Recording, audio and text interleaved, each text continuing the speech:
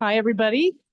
I'd like to welcome you here tonight, and I'm going to call the Moab City Council special meeting to order on August 6th, 2024 at 6:05 p.m.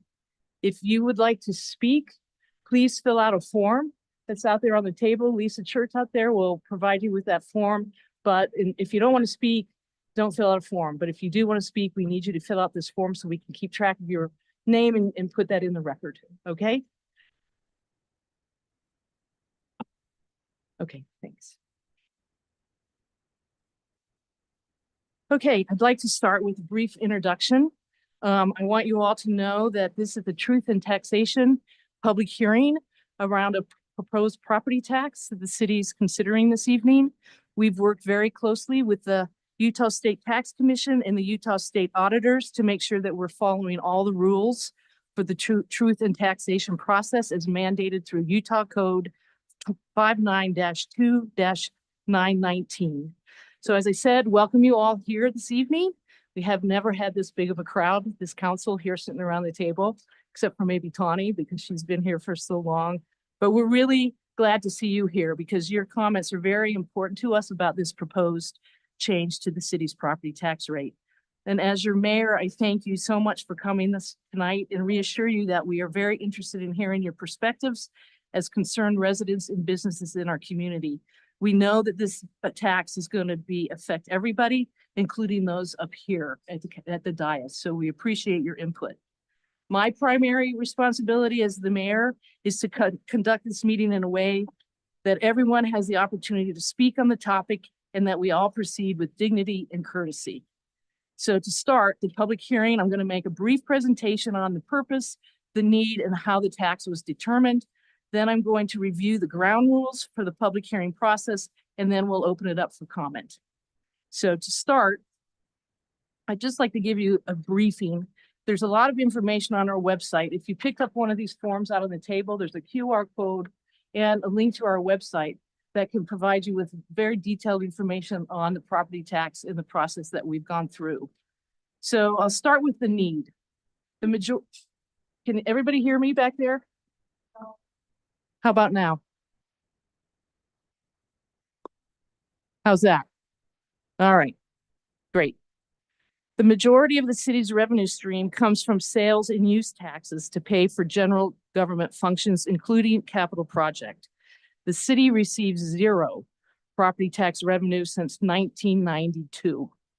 Due to the lack of predictable funding, most of the city's assets have not received the level of attention required, including maintenance and upgrades to our infrastructure.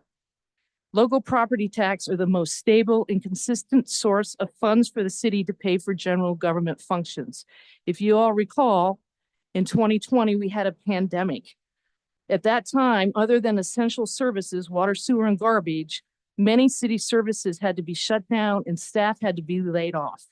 There was no alternative funding stream available to the city because we're dependent on sales tax. The sales tax comes primarily from tourism. Moab is the only city in the state that does not receive a property tax.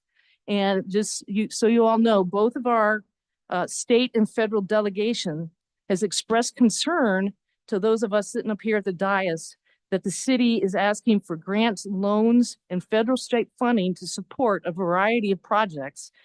And they can't understand why our city residents are not paying their share of costs because we don't have a property tax. None of that. None of that. Can you explain why we are the only city that doesn't in the whole state of Utah? Why we don't?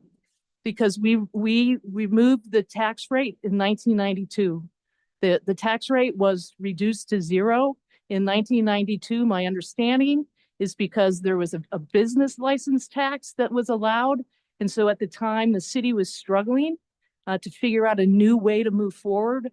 And so they decided, let's give the residents a break and remove the property tax and instill this new business license tax that would make up the difference and would primarily be put on the backs of the businesses that were promoting the tourism. Unfortunately, the state took away that option and the city never increased the property tax rate since then. So that's why we don't have a tax rate. We used to, but we don't anymore. You pay property tax to the county. But anyway, let me continue on. This is not a question and answer session. This is just a briefing. So the purpose of this consideration is the city faces an ever increasing backlog in critical infrastructure, maintenance, and improvement projects, including basic street repairs, roadway reconstruction projects, active transportation improvements, building facility repairs, upgrades, sidewalk, landscaping, improvements to our recreation facilities and our city parks, pretty much everything. So we need to fix everything. We can't continue to put Band-Aids on it.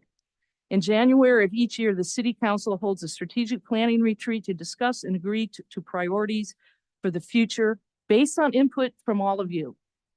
It became very apparent to us after 2 years of discussion that it would be irresponsible to continue to delay basic and critical infrastructure needs. The City Council decided that if a property tax is implemented, it will be used to repair and maintain the city's existing assets and for capital improvement projects. In April of this year, the council approved a capital improvement plan, which lists out nearly all the needed infrastructure and facility improvements. If you picked up this form, there's a website that will link you directly to that community improvement plan. With the proposed tax rate, the city could bond for up to $20 million in bonds to use solely for capital projects. The council plans to commit the property tax revenues towards deferred maintenance and improvements. And once those funds are committed to the bonding process, they cannot be used for anything else, any other city government function. So how is the property tax determined? The county assessor determines the property values of all Grand County residents. That's the property tax you are currently paying. That also includes all of Moab City residents. So the assessed property value is conducted through the county. They base that property value on real estate market and a contractor appraiser that they use to go around and see how much the properties are valued.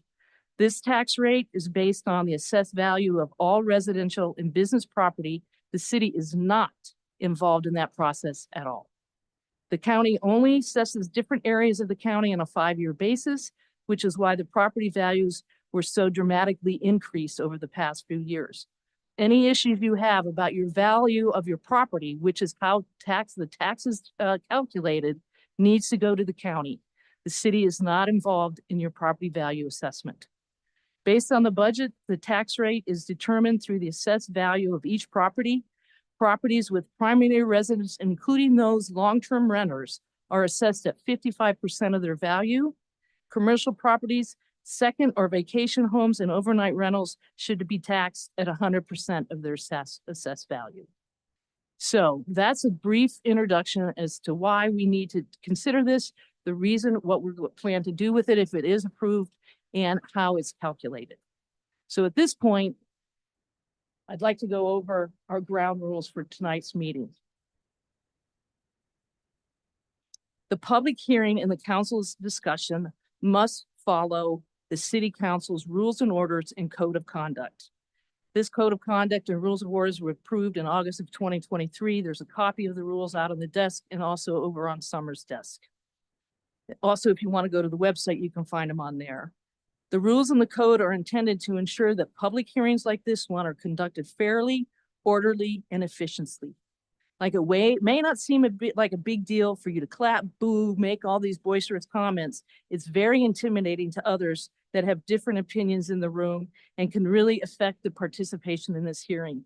We do not want to do that. We want to hear from everybody. So here are the rules. If you wish to speak, you need to fill out one of the forms. I will call your name to come up to the microphone to speak. You will speak directly to the city council, not to the audience. I want you to, once I call you up to the microphone, I want you to state your name and your address, what your position is on the matter, and any testimony or information you believe pertains to the proposed property tax increase. You provide your remarks only once. during this public hearing, even if it's postponed or continued to another time. I would like you to try to keep your comments to 2 minutes. I know that there's a lot of people in the room. We want to hear from everybody. Normally, we allow 3 minutes, but if you could keep your comments to 2 minutes, that would be very much appreciated. We do have a timer. It's going to ring at 2 minutes. If you're completed with your comments, that's great. If you need a little extra more time, we'll consider that. I will require you to follow the rules of order and the procedures of code and conduct. There will be no clapping, no shouting, no booing, no boisterous outbursts, no disruptions or disturbance to this hearing.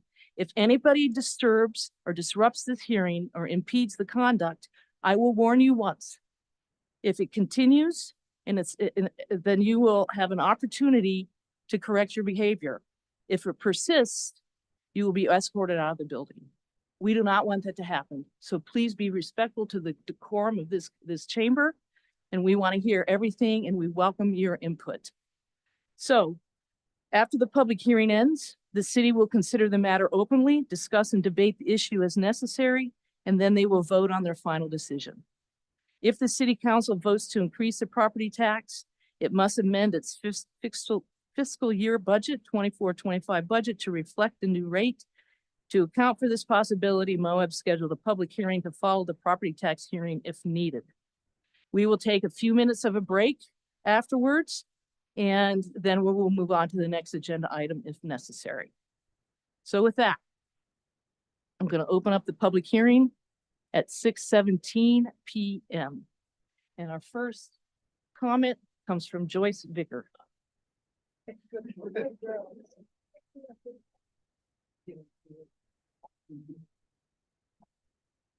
I'm Joyce Victor. Joyce, please speak into the microphone to the council. Please, you need to go up to the microphone so we can get it in the record. Thank you. I'm Joyce Victor. Can you hear me? I came to Moab 65 years ago. I lived in a chicken coop because that's all the people had to give to me. The teacher that did help me out, because I was pregnant with my first child, she told me that if I would just sign the contract to be a school teacher in her high school, that she would babysit my baby after it was born. And she would see that I got time enough to feed my child. So I signed a contract. I didn't stay long in the chicken coop because it smelled very deeply. I'm a registered physical education teacher who's worked 65 years between Tooele High School. I taught tennis to older people at the college I graduated from. I've been very busy as a teacher because we had no teachers in this valley at that point in time, very scarce. And we got paid practically nothing. But I wanted to stay here because my husband just got out of the Army. His parents owned a drive-in theater. And so we wanted to stay here. So I've lived the rest of my life here. And I just turned 91 years old. And everybody says, how did you do it with all those kids? I figured I taught 10,000 kids between Tooele, the college, and finally Moab, Utah.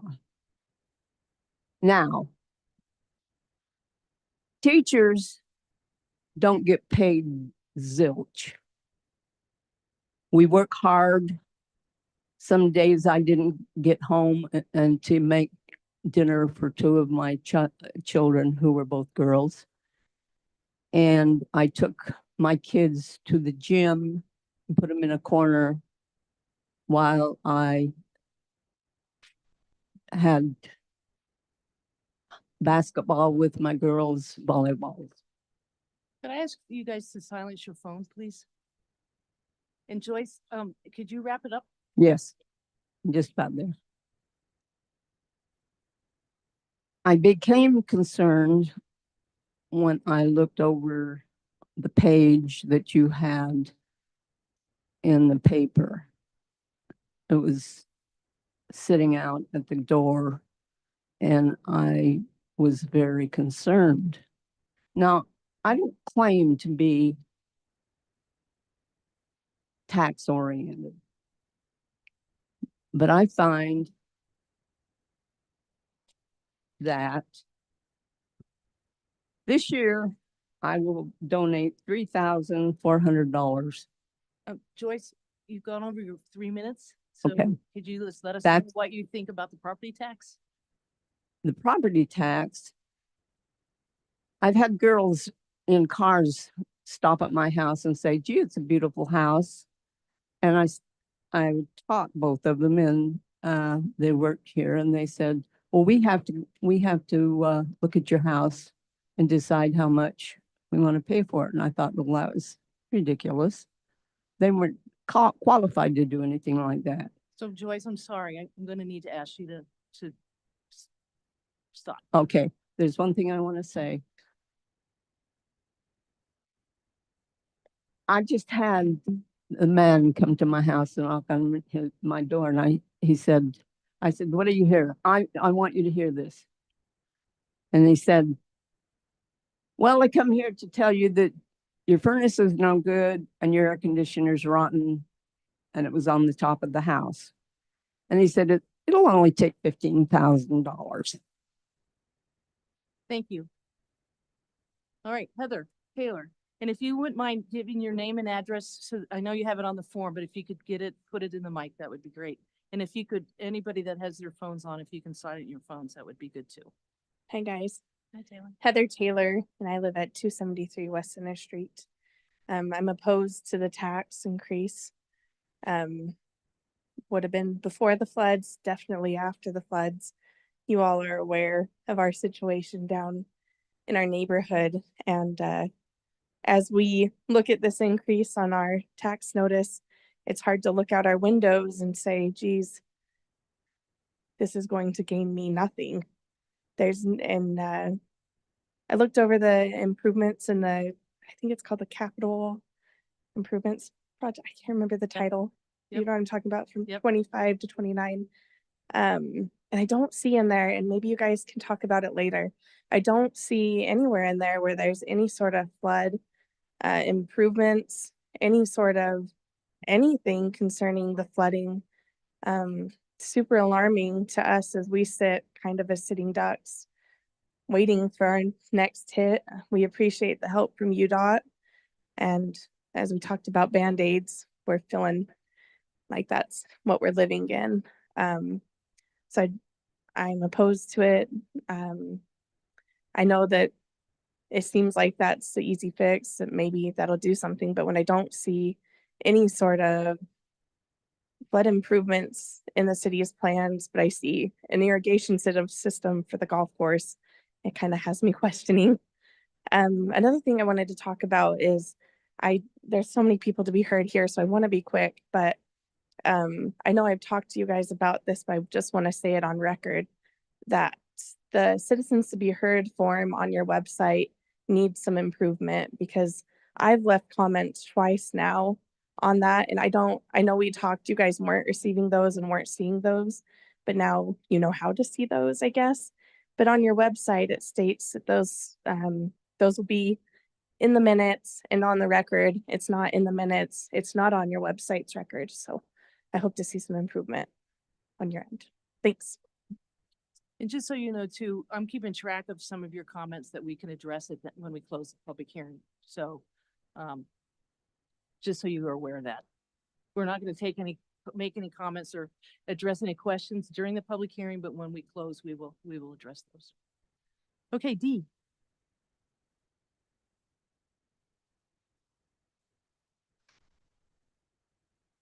I'm D. Taylor, live 280 West Center here in Moab. Thank you for a chance to comment.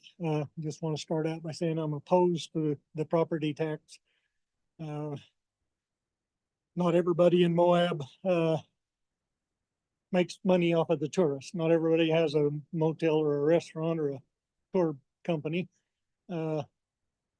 Why I like the sales tax and use taxes is that the tourists help us pay that. We have to put up with the tourists, and I mean, it's changed the whole way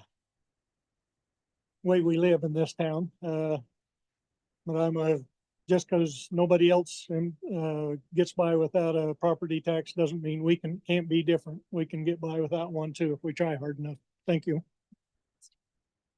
Cricket Green.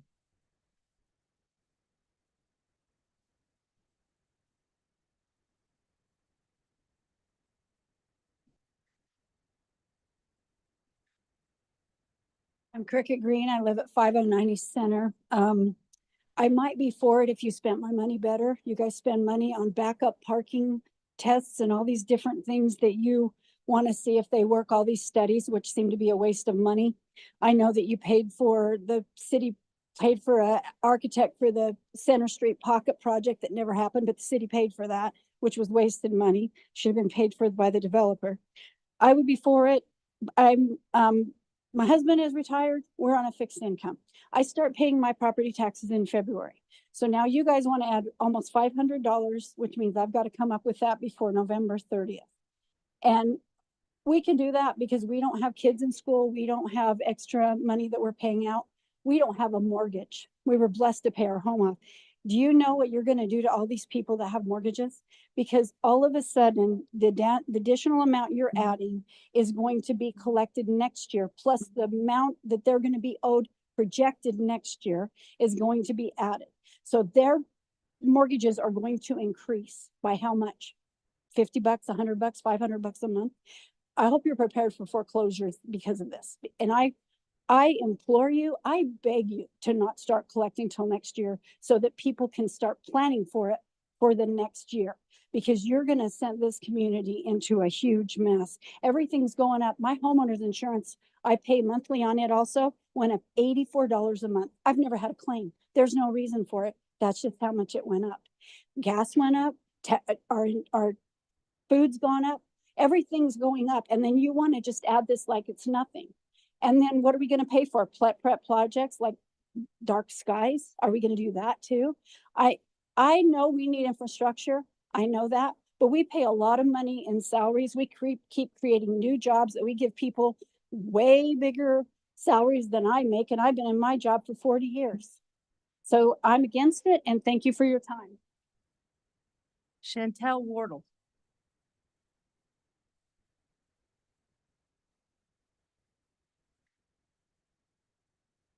Hey, my name is Shantae Wardle. Sorry, I mispronounced your name. No, it's okay.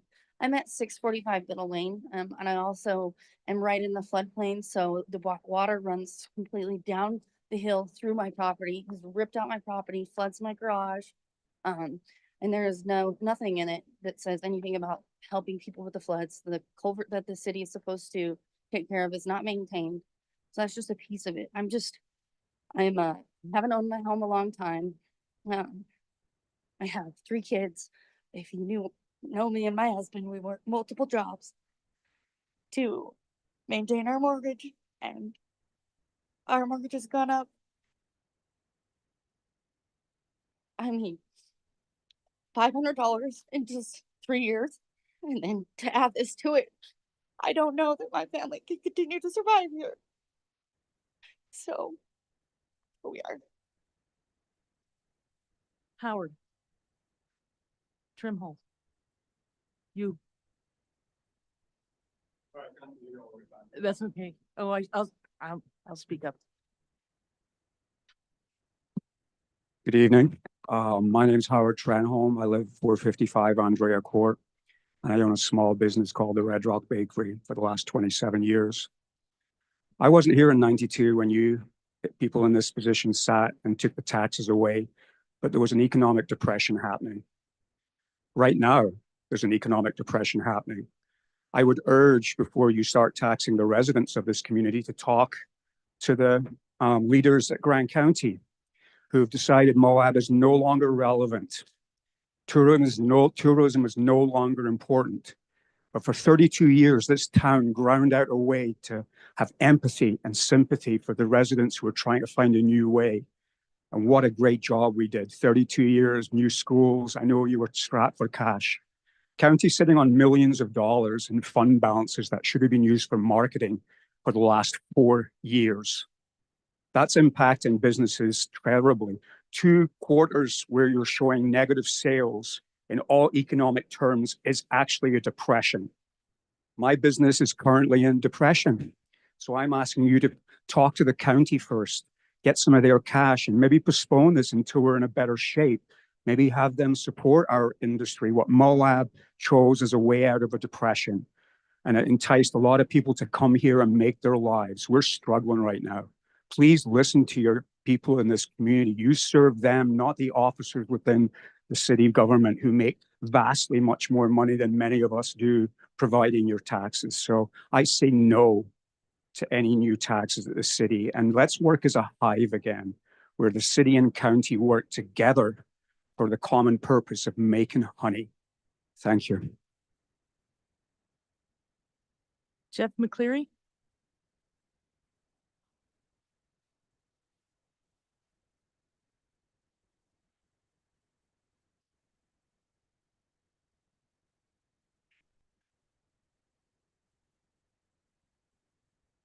Yeah, my name's Jeff McClary at 367 East Center Street, just up the road here.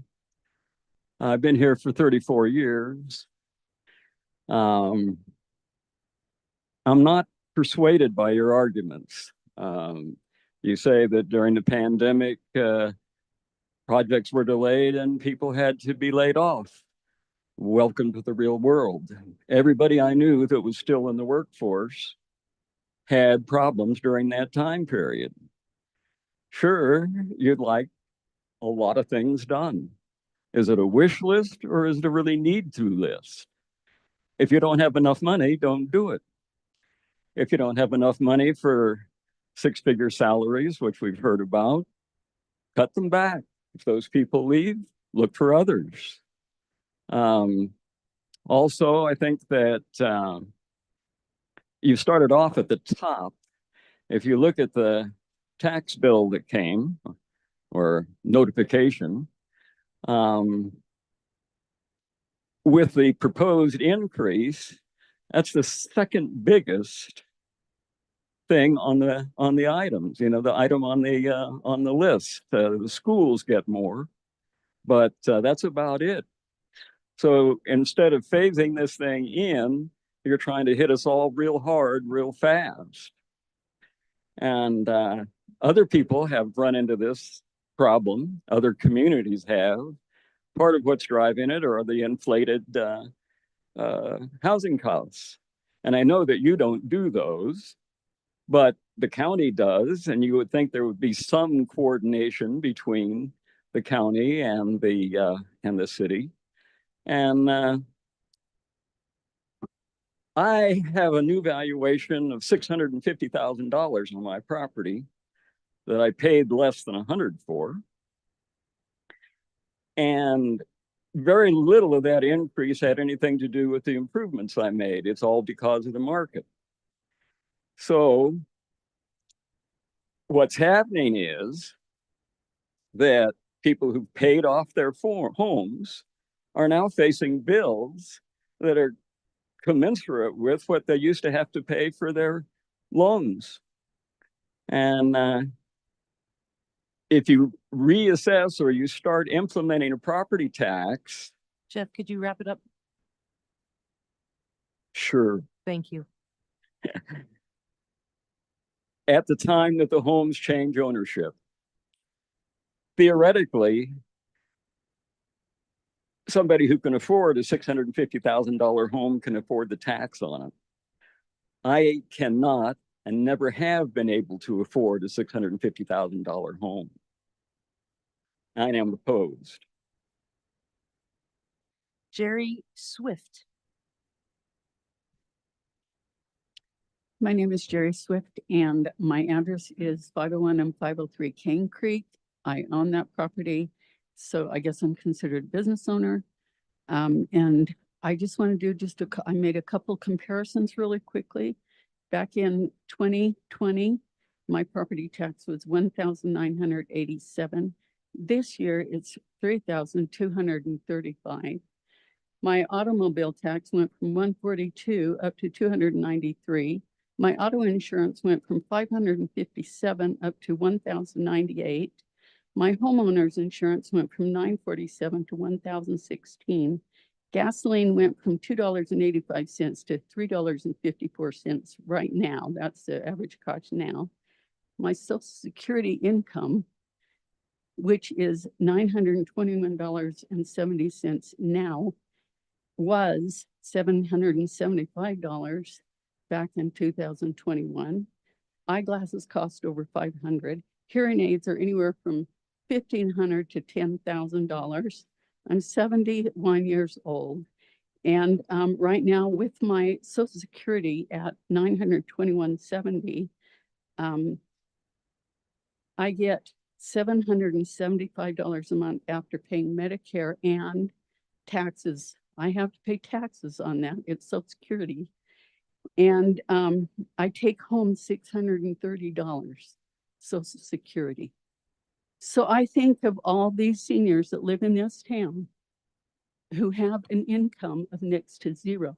And now you guys are asking me to pay another $867.11 by November to come up with that when I have 2 renters in that place. I have kept my rent down low because my heart aches for them. And one of them's a law enforcement officer. I have had 4 law enforcement policemen in that unit, and each one of them barely get by. And so we haven't raised their rent. We've kept it down low, but I have to raise their rent. And that's the same with all the low income people. I am against this tax increase. The county's doubled, and now this is another half in the last 2 years on our property. And I do not know how the senior citizens are going to get by, number one. And number two, all the low income families. If I didn't have the little bit of rent from this property to help me get by, I would not make it. And my income has just decreased and decreased and decreased in the last 4 years. Sean Winder.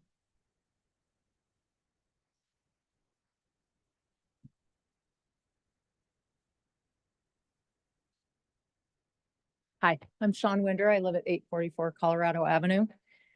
I was a full-time resident down here, but my husband and I love this community, and we decided to keep our second home.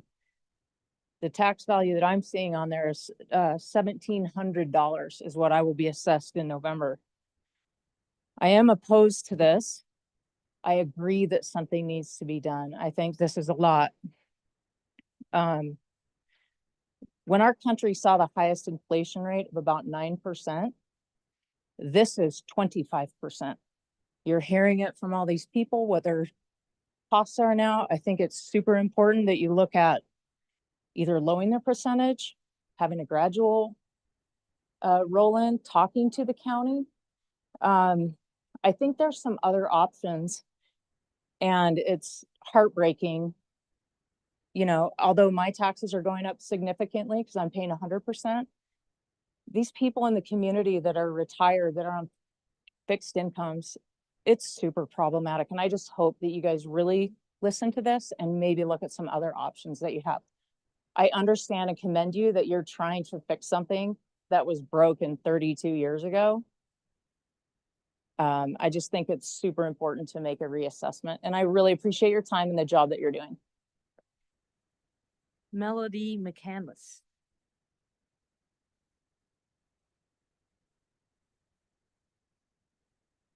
Hi, I'm Melody McCandless, and I live at 547 Hunt Ridge Drive. And I'm against the tax, not because I don't think that our city does need a lot of infrastructure. I mean, I'm getting ready to go play softball as soon as I leave this, so I use our fields. But I think it's really important to read the room. And when the majority of the city's revenue comes from sales and use tax, so do the businesses. When the businesses collect that sales and use tax, to give to the city. And if they're down and unpredictable, then they can't create those jobs and pay the people that are going to pay your property tax. So the city, the businesses in the city get hit a lot harder than property owners. Like my bill is substantially smaller than people that have businesses on Main Street.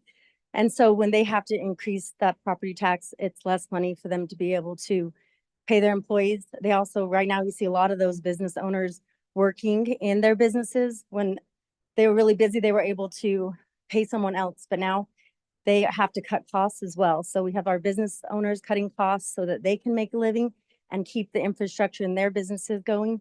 And I think that our city needs to look at that as well. Thanks. Dan Mick.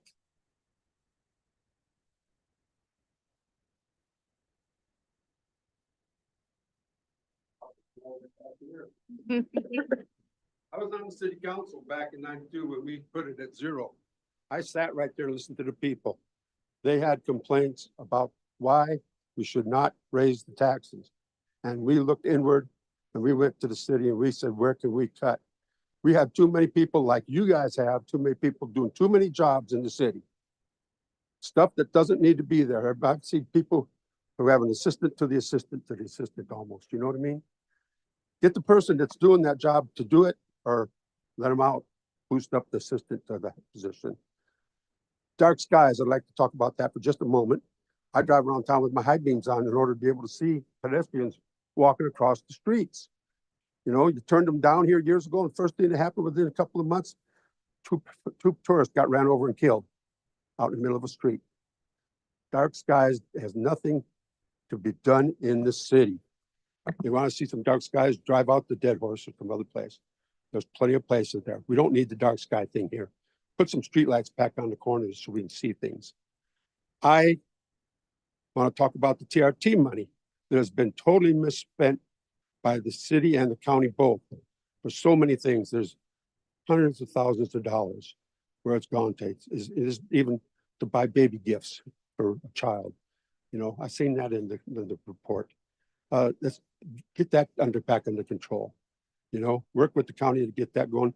You want my business to pay more taxes, Dan Mixguided Jeep Tours. We are down about 60% of what we were before COVID even. We are running about 3 vehicles where we used to run 8. We used to have them out 3 times a day. That was a lot of money coming in. You know, now we're lucky to get 2 or 3 tours a day. And my sons and I are running the business trying to keep it afloat. If we were charging more money, you'd make more money. If we had the TRT advertising for us, we'd have more customers coming in. That's the one thing I want to talk about there too. Now, thank you very much for your time. I want to let you know I'm opposed to this as I was opposed to it back in '92. Please do not approve this at all. Go back to where cutbacks need to be done during this time of the year. Okay, I mean, I know it's hard. I know it's hard. I know you guys got a hard job up there. I was doing it once. Did it for over 4.5 years along with Dave Sacrison and others. And I don't want to get up there and do it again. I know it's a hard job. So good luck. Please come to the right decision for all the people out here. You can see them out there. There's a lot of people feel the same way I feel. Don't do it. Look inward, see where you can cut back some of these expenses and some of these projects that just are, you know, the ones that are in here, just stupid as hell. You know, they're out there. I know you're not going to build the tunnel because now they're going to put a light on that intersection, right? No tunnel. Dave Thank Cousin.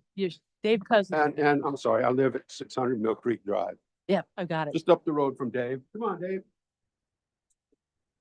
Give him help.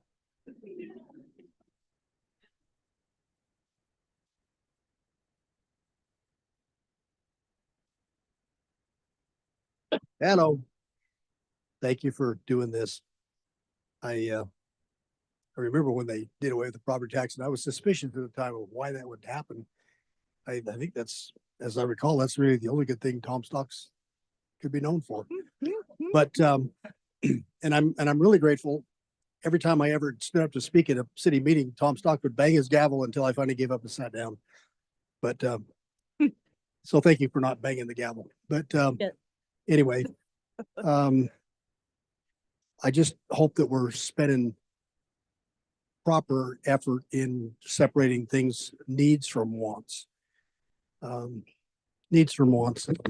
When they try to teach us kids how to budget, which I'm not sure is happening anymore, but they always taught us that needs versus wants is an important factor in every decision.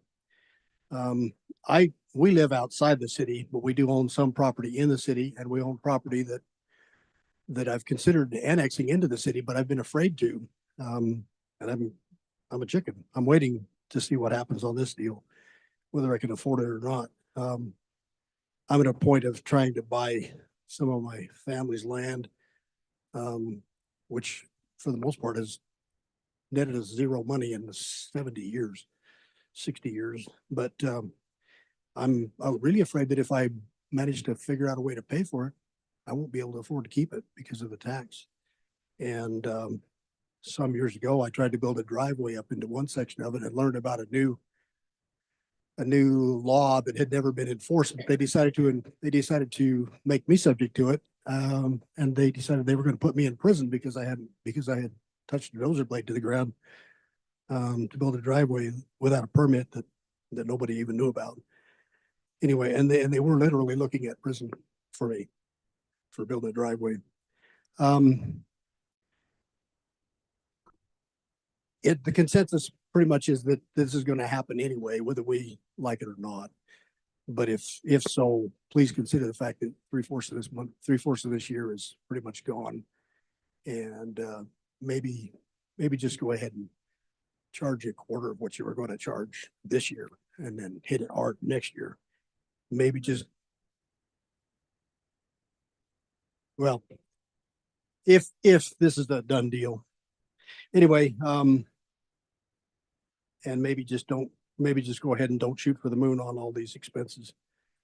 Can you wrap it up, Dave? I'm done. Okay. Thank you. Yep. Tony Lima.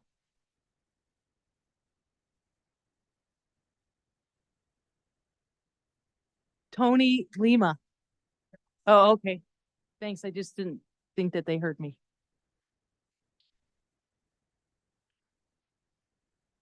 Also, how about if Tony, I'm going to have Kathy Holyoke come up. Is she here? Kathy, you. I'm Catherine Holyoke and I live at 956 South Main. I am not in the county and everybody's given me a bad time about that and said, why are you even here? It's because I have a lot of friends that live in the city. And if I was in the city, my taxes would go up by $2,000 because of my business. Well, our sons now and our property. And I've had people bash me for owning property. They have no idea how hard it has been for me personally to keep and maintain that property, including the big field with the cows. I love that field and I'm going to miss some of it because I know it's going to turn into a liquor store right there in front of me. Mr. Wong sold that. That has nothing to do with taxes. I'm against this tax because of my friends and all of the things you've already heard. I empathize with that young woman that got up because I was in her spot when I came here 50 years ago, and I do not know what would have happened to my family. I don't think we could have stayed here had that happened to us. We would have had to move. I'm not sure it's any better anyplace else. Jason Taylor's family is in my hometown of Salina, and he said their city tax is greater than ours would be if this passes. But my thing is when my 7 children were at home and we had no budget, really, we had nothing. We grew gardens to survive. We survived. But when we sat down and planned what we were doing, I would say, okay, who needs shoes? If 2 kids needed shoes, you gave them shoes.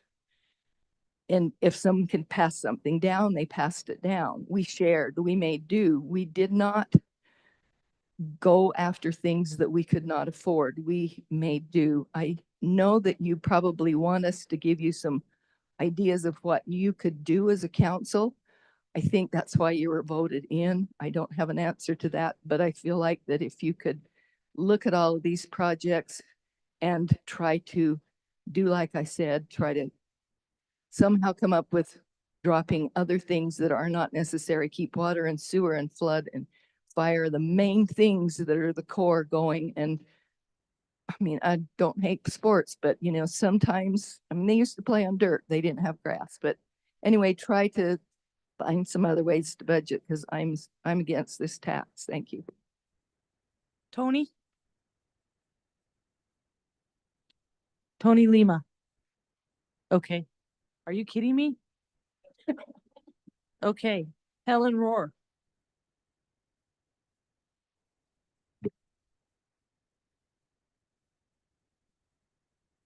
Helene Rohr, 175 West Center Street, property and small business owner. Thank you for the opportunity to speak in front of you all tonight. I'd like to say a few words in regards to the proposed city tax increase. It honestly feels to me as if Moab and its residents are being exploited. There are entire countries that have annually less tourists than Moab that are operating just fine on the dollars that that industry brings in. In other words, there should be plenty to cover the expenses needed for services and infrastructure, and then some for a town of 5,500 people. There's clearly something wrong with the current system or rules if there isn't. And maybe it's time to say enough is enough to the state and county, rather than asking the relatively few permanent residents in the city to come up with extra funds.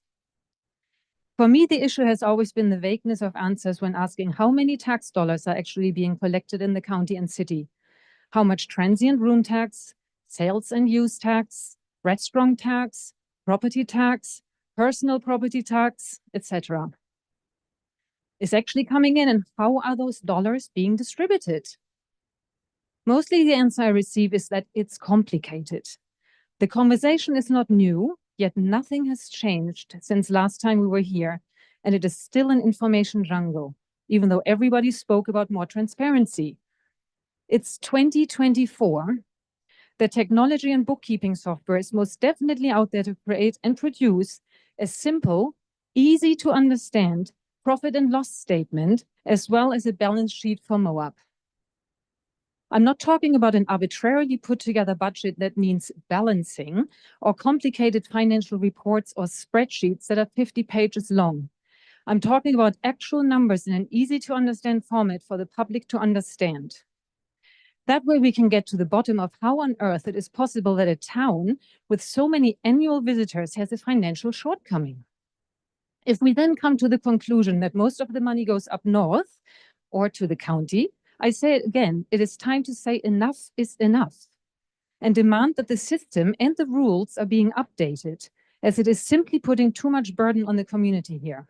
Or if we are unable to get clear insight from our accounts, but feel that we have no money to continue the way that we have been operating, it is time to hang a closed sign on the door to streamline the operations, just like any other business that doesn't have an endless supply of cash on hand would have to do. Could you wrap it up, please? Yes, it is my opinion that opting for a city tax increase can be looked at as the easy way out, allowing our community to be stripped for its parts. Thank you very much, and blessings to you all. Maggie Corson.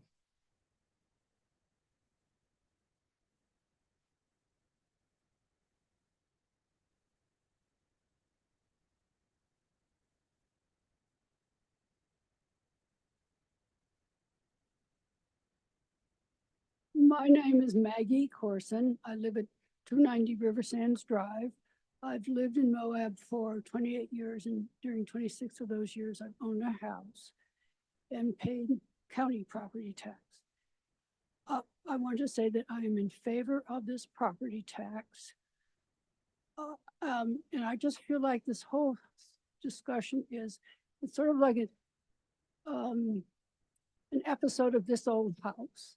It's like people here, their relatives built the house, the original town. And then more people came and they put on additions and maybe they repainted the house, but parts of the house were wearing out and more people moved in and more people moved out. And the poor old house just sort of got tired and people were propping up the corners with cement blocks. But it's time to say, Yeah, it's really time to restructure and remodel the house. So people really like living here and are comfortable with streets, smooth streets. I particularly appreciate the active transportation support that the city provides because I'm an old woman. And the other infrastructure that's just been falling apart needs to be put back together so the house has a nice front porch and a a heat pump to keep things warm and cool, and it's a nicer place to be. Thank you.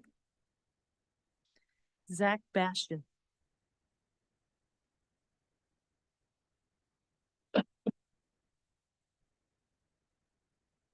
Hi, I'm Zach Bashkin. I own a property on Main Street and I live at 976 West. I don't want fancy anything in Moab. When it comes to streets, we made the decision as a city to spend $10.5 million for a mile of road. That's disgusting. You have people up here crying, wondering how they're gonna come up with 500 extra dollars. It's absolutely appalling that we're even considering this when we have enough visitors that want to come to Moab, but we've, as a community, have said, no, you know what, we don't really want any more tourists. But they're the ones that have been footing the bill for the last 32 years. When I started out working, I had a boss that was always encouraging me to do better. He said, let's work smarter, not harder. I get that you're trying to figure this out. Planning roads that cost $10.5 million for a mile, I can help you out with that. Like, it's not that hard. And just to be clear, the whole, we're not going to cheer. Every time somebody gets up here and opposes this, we're all cheering in silence. Thanks. Wendy. Okay, I'm serious. Don't do that anymore. No more clapping, no more cheering. And I appreciate Zach's comments of how you're cheering inside. Please keep that going. Wendy Palmer Marsh.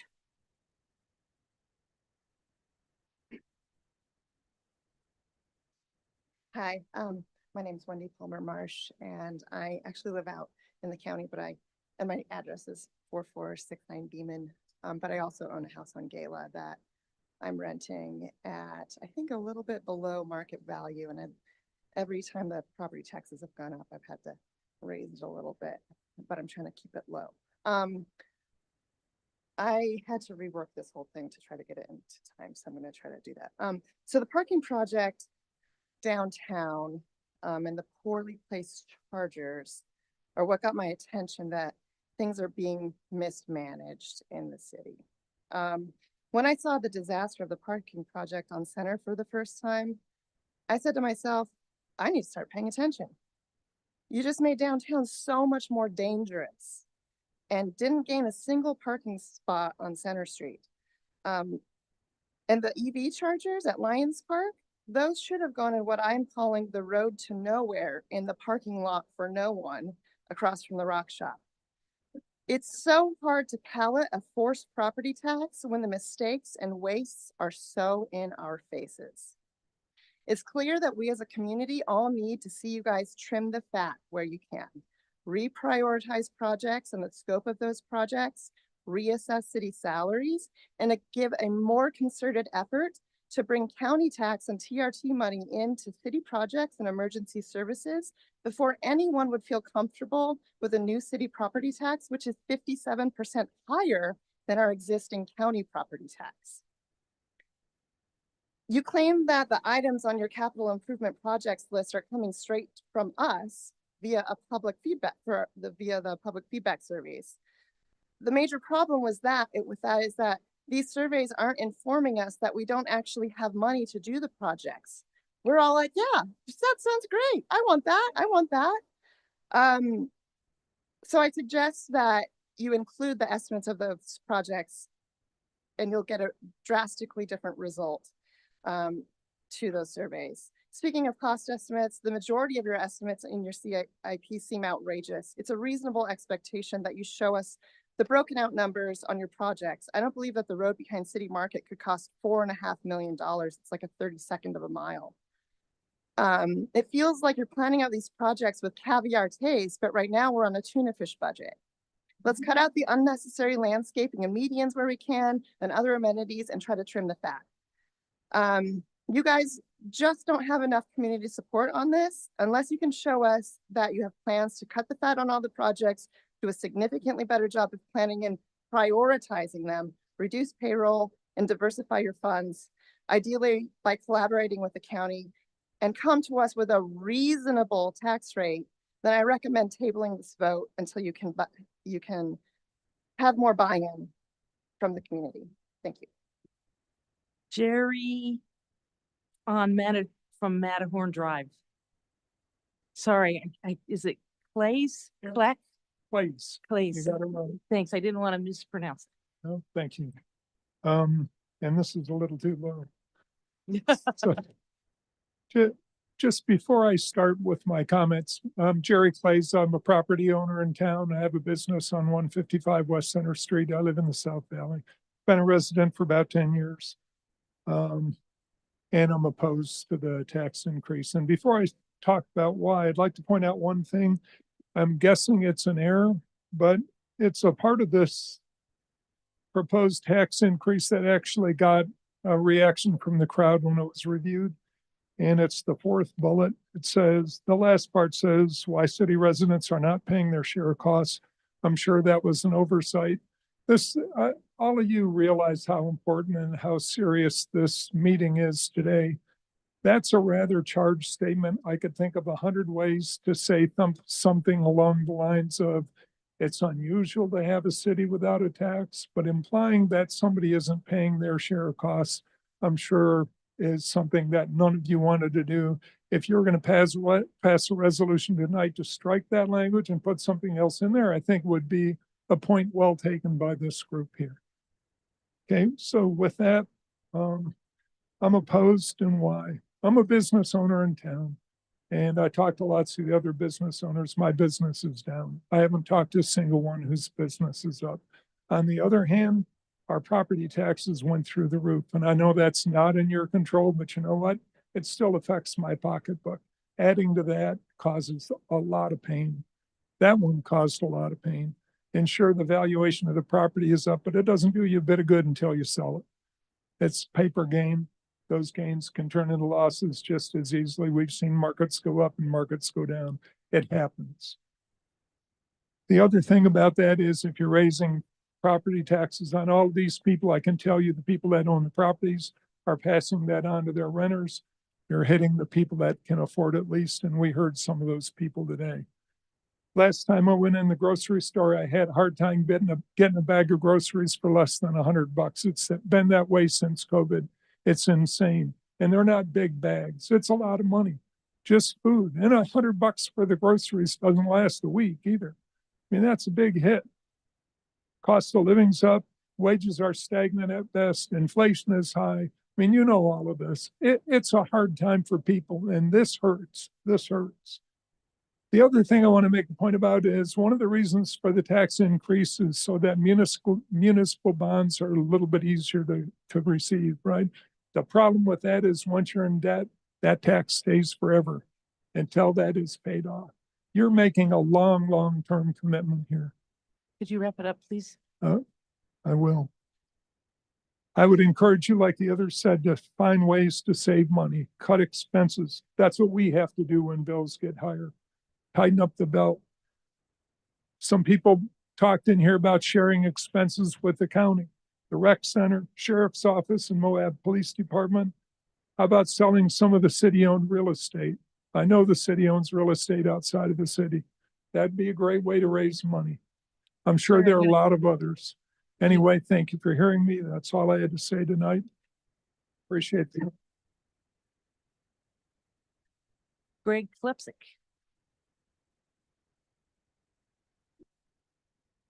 My name is Gregory Klepsig. I actually don't live in the city, but my parents do, and I'm here representing them since they can't be here. They live over on 5th West, 295 South, 500 West.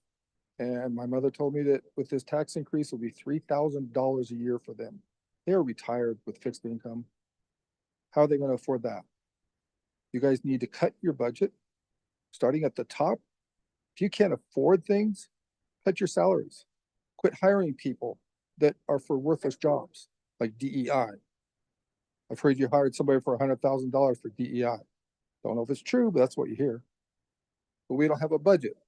Apparently, can't get one good one. Profit and loss statements. Businesses can't just increase their profits to help pay the taxes. When they can't afford something, they have to cut it back. So my parents are opposed to this. I'm opposed to it. Sounds like most people are. So don't do it. Cut your budget. Quit spending money on things you don't need, like Center Street parking. Thanks. Steph Davis. Hi, I'm Steph Davis. I live at 381 Chinley Avenue. I've lived on Chinley Avenue for 30 years. I bought a 1968 double wide when I first came here. I think the new valuation of the 1968 double wide at this moment is $240,000. I'd like to find somebody who would give me that for a 1968 double wide. So basically there's 5,174 permanent residents of Moab. We have 3 to 5 million tourists using this town and using its infrastructure every year. I don't think 5,000 people should pay for the use of 3 to 5 million people in this town. So that's pretty much all I have to say. Thanks.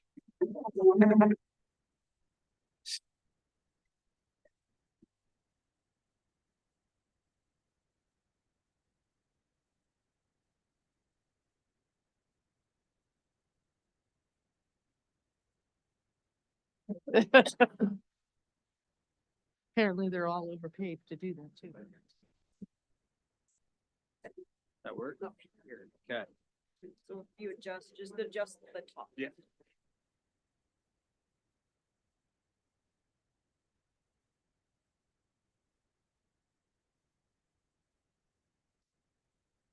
Susie Johnson.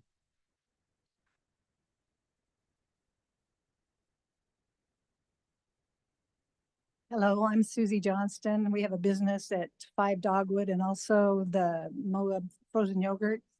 And I remember when we came and presented, my husband and I spoke at the last meeting they had about the city property tax. And I said something about how we own storages, and when you raise any of our expenses, we have to pass it on in some form. And hopefully not completely, but one of the city council members said, well, the decent thing to do would be not to pass it on. And that's a man who has never run a business and tried to make a living off of it.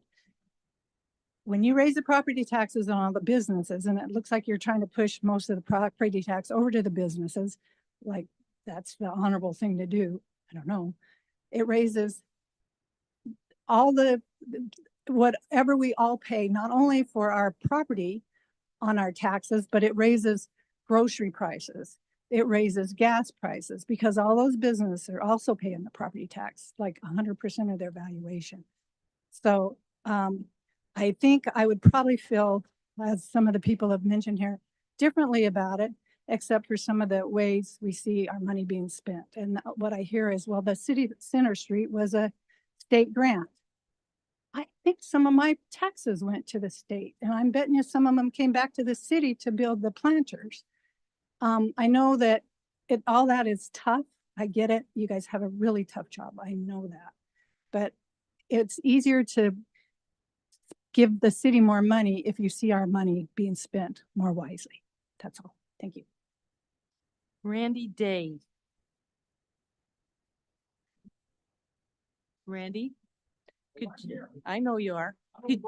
Could you state your name and address? Because I think you got here a little late and didn't hear. Randy Day. I have multiple properties in Moab City. And if the property taxes go up, honestly, so do the rents that I have. And I'm going to earmark it what it is for the renters. I have to.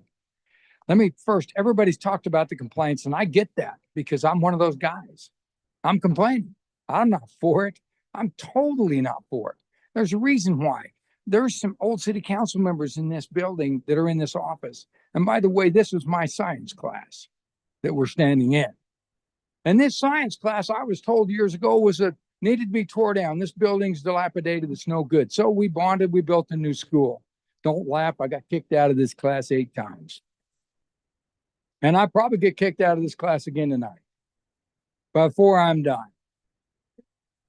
You're kidding. Where are you? Okay, you guys, enough. Enough. With that being said, it's really difficult to see. And then the next thing I know, a couple years later, the city acquires a building, you remodel it, and it's perfect. It's a great building. I'm glad it's still here. My point is, we were buffaloed then, and I feel like I'm getting buffaloed again. Let me explain why. If you were to tell me that my business needed these infrastructure projects and I was going to do it, I'd find out a way to create more income. Number one, I'd become a hell of a lot more business friendly. I'd go out with my staff and I'd say, you go find out where we can create revenue. Those guys that you've been holding up on projects, I want you to go to those projects and I want you to tell them we're going to work a way to make it work. We're going to waive some of our silliness. We're going to waive certain things. We've got to create revenue because we're up against the wall. If I saw that effort before you come to me and want more tax money from me, and I saw that you were using that tax money that's already here in a way that would make me feel better, make the pie bigger. If you don't have it, make it bigger. Start annexing some things that you can do. You got a lot of power. You guys control all of the power. You can make my project go or you can make it fail. Look at your staff and say, how can we create more? How can we do that?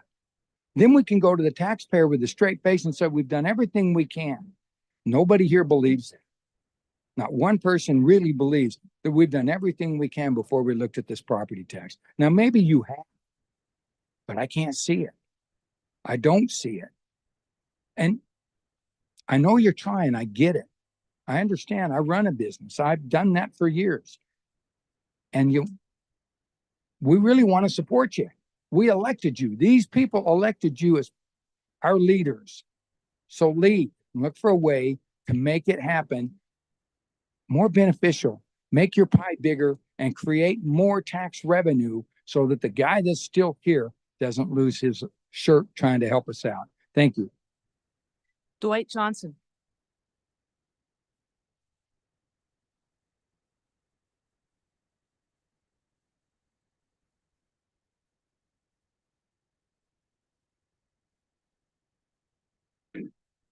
I live out in the county, but excuse me, Dwight Johnston. I live out in the county, but I have property in Moab. And I have rental properties that one in particular that I don't charge anything for because they can't afford to pay. And the 3 rental properties other renters I have pay me less than 1/2 of what I could get if I went with the going rate because I can't pass it on to those people. My wife and I own storages and we're topped out there. I'm not going to pass this on, but we need to pass it on. When you raise the cost of doing business, you have to pass it on. There's no way around it. If you borrow money for maintenance or have deferred maintenance, that's a business model that just doesn't work. A few years ago, the cost to run a bigger drain line from Dogwood to Cane Creek was $400,000. Now it's $700,000. And you guys don't even have that in any of your budgets. And that store over there gets flooded every time it rains. Now you guys want to tax this so you can borrow money for projects. And then our future taxes will mostly pay interest and the maintenance still will be deferred down the road. The business choice is always increase revenue or cut costs. If you're a businessman, you want to stay in business, that's your 2 choices. There's no other. There's lots of ways to spend our money better. Combine services with the county. And while I'm on that subject, who negotiated the deal that county residents that live in the city have to pay twice as much for garbage pickup? That just amazed me. Combine services with the county, eliminate positions that we don't need, sell the trailer park, stop building planners, which just increase maintenance, and please stop making Moab into Park City. I was born and raised here in Moab too. This was my science class too, Randy. Your green plans don't address most of the flooding problems almost at all.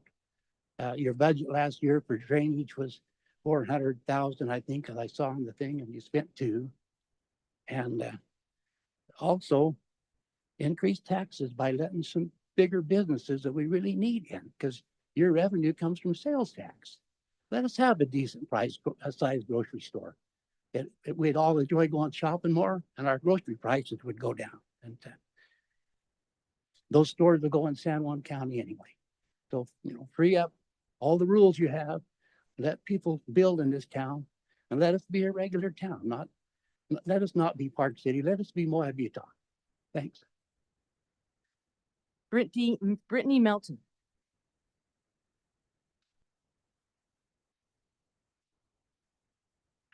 When am I supposed to tell you guys that I have property here? You could give us your address. Yes, 381 East, 300 South, is one of them. I just wanted to speak tonight because I feel like I employ people. I have my parents who are on fixed incomes that live here that have, the only asset they have to maybe help out with their kids and their grandkids or to leave behind is sitting on 391 Walker Street. I have a sister and brother who live here, and one is disabled and the other, and her husband is a school teacher, and they live on Walker Street. I have a brother who's a telecommunications person, and I also have a sister-in-law who's a nurse. And so when I speak, I'm speaking in maybe looking through the eyes of some of these people that live here. That doesn't mention me whenever I was a single mom trying to make it in this town. So having like the ability to make money is one thing, but not having the ability to go out there when you're 73 years old to try to find some job because they just cut into your budget, not to mention all of the groceries and the things that are already cutting into that, insurance and everything. I'm talking even in my business. So when I see a government wanting more tax, sometimes it's warranted. And I'm looking at that going, I don't think any of us behind me are saying, well, we want the same infrastructure. That's not the case. But the case is if we're not looking at it in, like Randy said, a bigger pie, there is something wrong. We definitely have some options. Go to the purse strings. Who's the purse strings? Probably the county, the state. We can ask for more money. We can make good relationships with our council people and our commission. I just really oppose this tax for now, especially whenever Mayor Leganese is in the paper saying almost all of it will go to infrastructure. Well, what's almost? I don't agree with that. I disagree completely as to, we don't need to push it into another bucket that we made up or that we are struggling in a different spot. So I think you guys are all very smart people and very intelligent on how to maybe make this stretch a little bit and give it another thought for another year, especially because we're all hurting. We are all hurting, especially because of inflation. So thank you for your time. John Early. I think I said that right. If not, I apologize. My name's John Early. I live at 522 Cliffview. Just a quick anecdote of my family's tax situation, and then I want to make a point. We, after camping and living around here for a long time, kind of finally got our foot in the door, got some property. It was because of a longtime local at the very end of their life, and because the house was never legal to be occupied.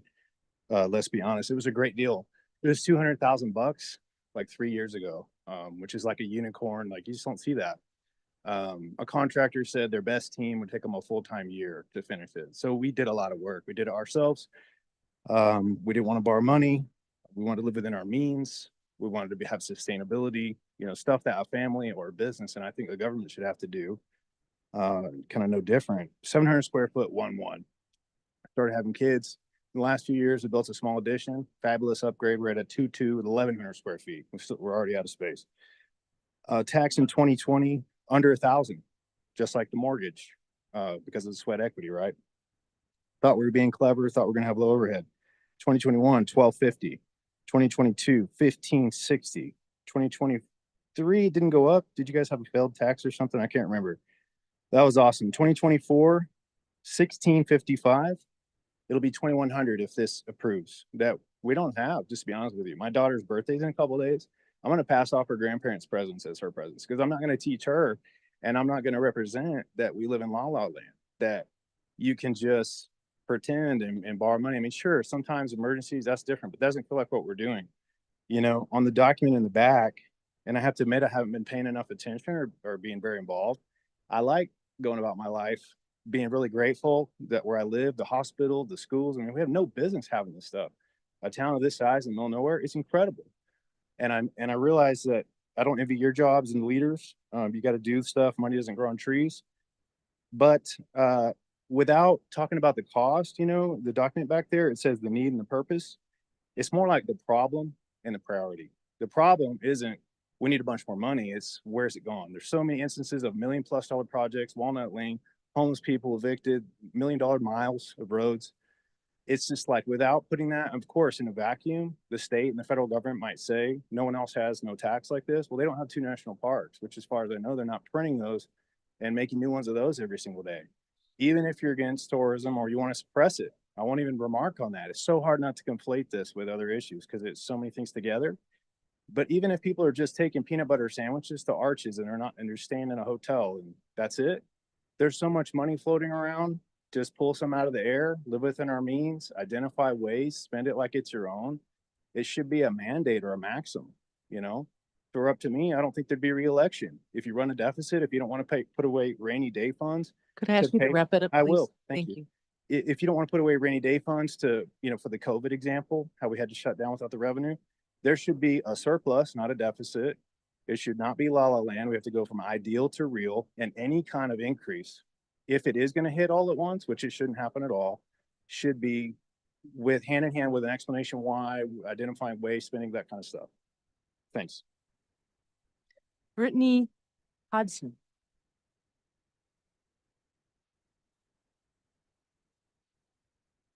Hang on in case she didn't hear me. Brittany Hodson. Santa Carey.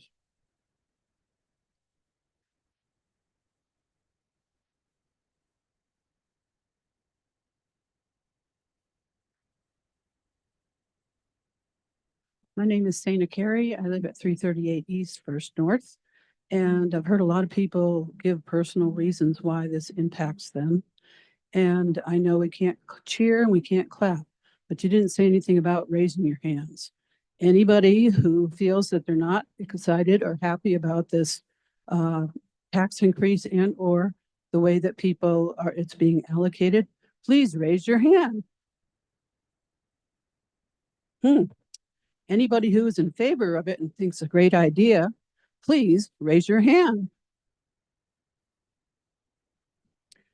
These are the people voting for you. Okay, please listen to them. That's all I have to say. Mary Key.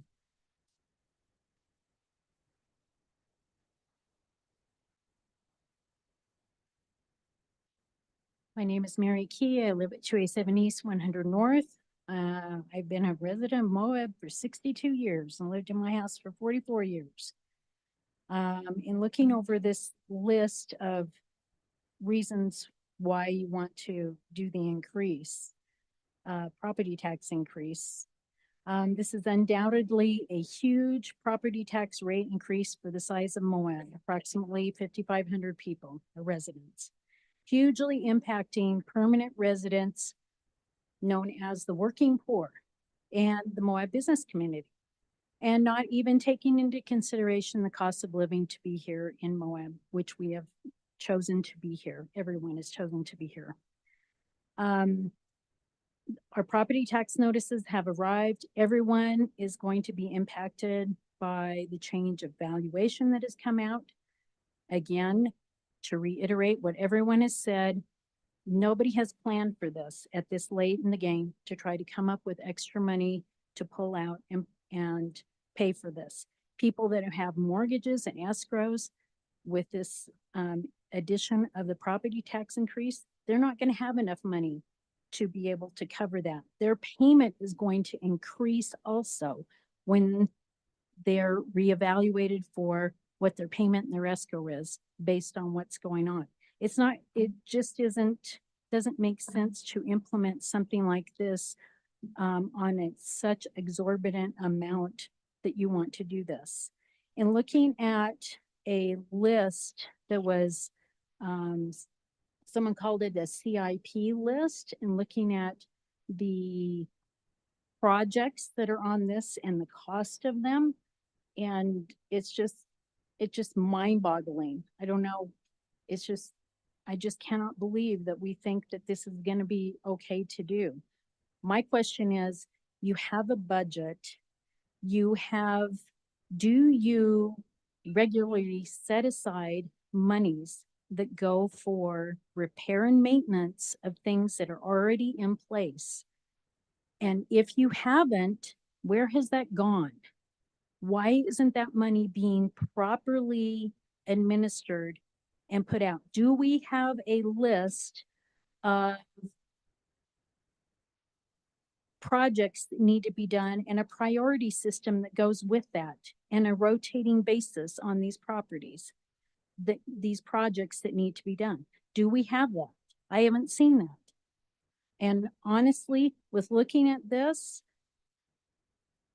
like everyone else, if you want money from your residents, we need to have you be better at managing the monies that are coming to you. Prove it to us now about having to look at trimming the fat and seeing what needs to be done, the prioritizing, so that we can in turn perhaps look at backing you on a proposed increase later down the road. But right now is not a thing. You had a lady here who's in tears because she doesn't know how she's going to do this. There's many people. There's a person in my neighborhood that I just spoke to that he didn't even know that there was going to be a property tax increase because he's so focused on medical problems that he's going with. Could you wrap it up, please, Mary? Please, please take a moment. Listen to the people that are here. Listen to the people around. This is not a good time to implement this. Thank you. Michelle Busby.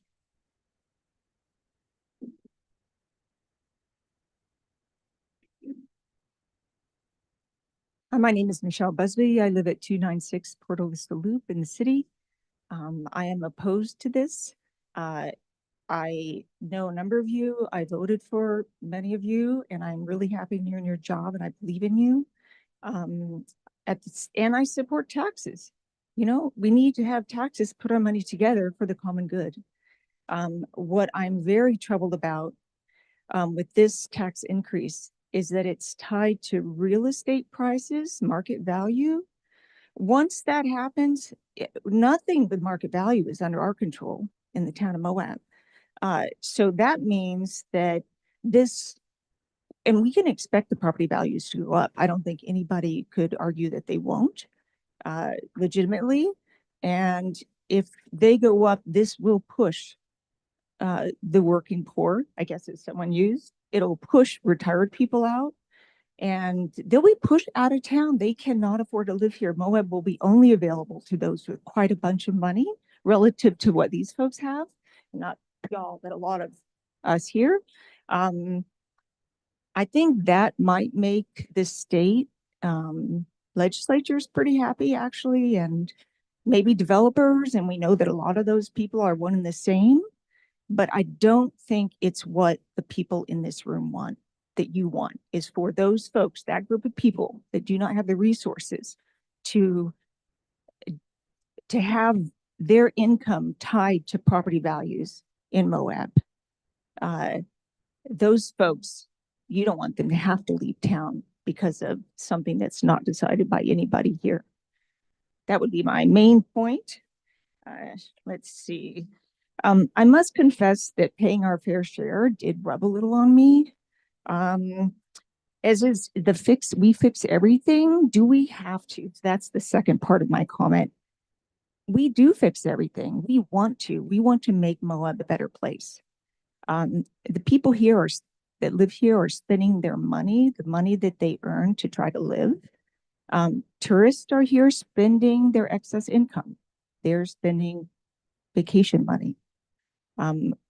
Just to provide some ideas that you may have already considered, but why are we not having tourists pay more than $1.20 or whatever it is to use the aquatic center? I was in there this morning. I saw a family of 5. I think they were from Norway, Sweden, and they paid very little to use the swimming pool and the facilities. And then you have people paying $30 to go up to the dinosaur museum. So these are true amenities, and we have a big problem at the aquatic center. It is serious stuff. It's going to take a lot of money. And I would like the people who are using up, who are damaging our roads or infrastructure, to have to help foot the bill and pay their fair share. So I'm out of time, I think. I have some other ideas, and I think a lot of folks in town might be willing to provide you some ideas that you've already thought of, but maybe 1 or 2 you haven't. Thank you. Sandy Bastion.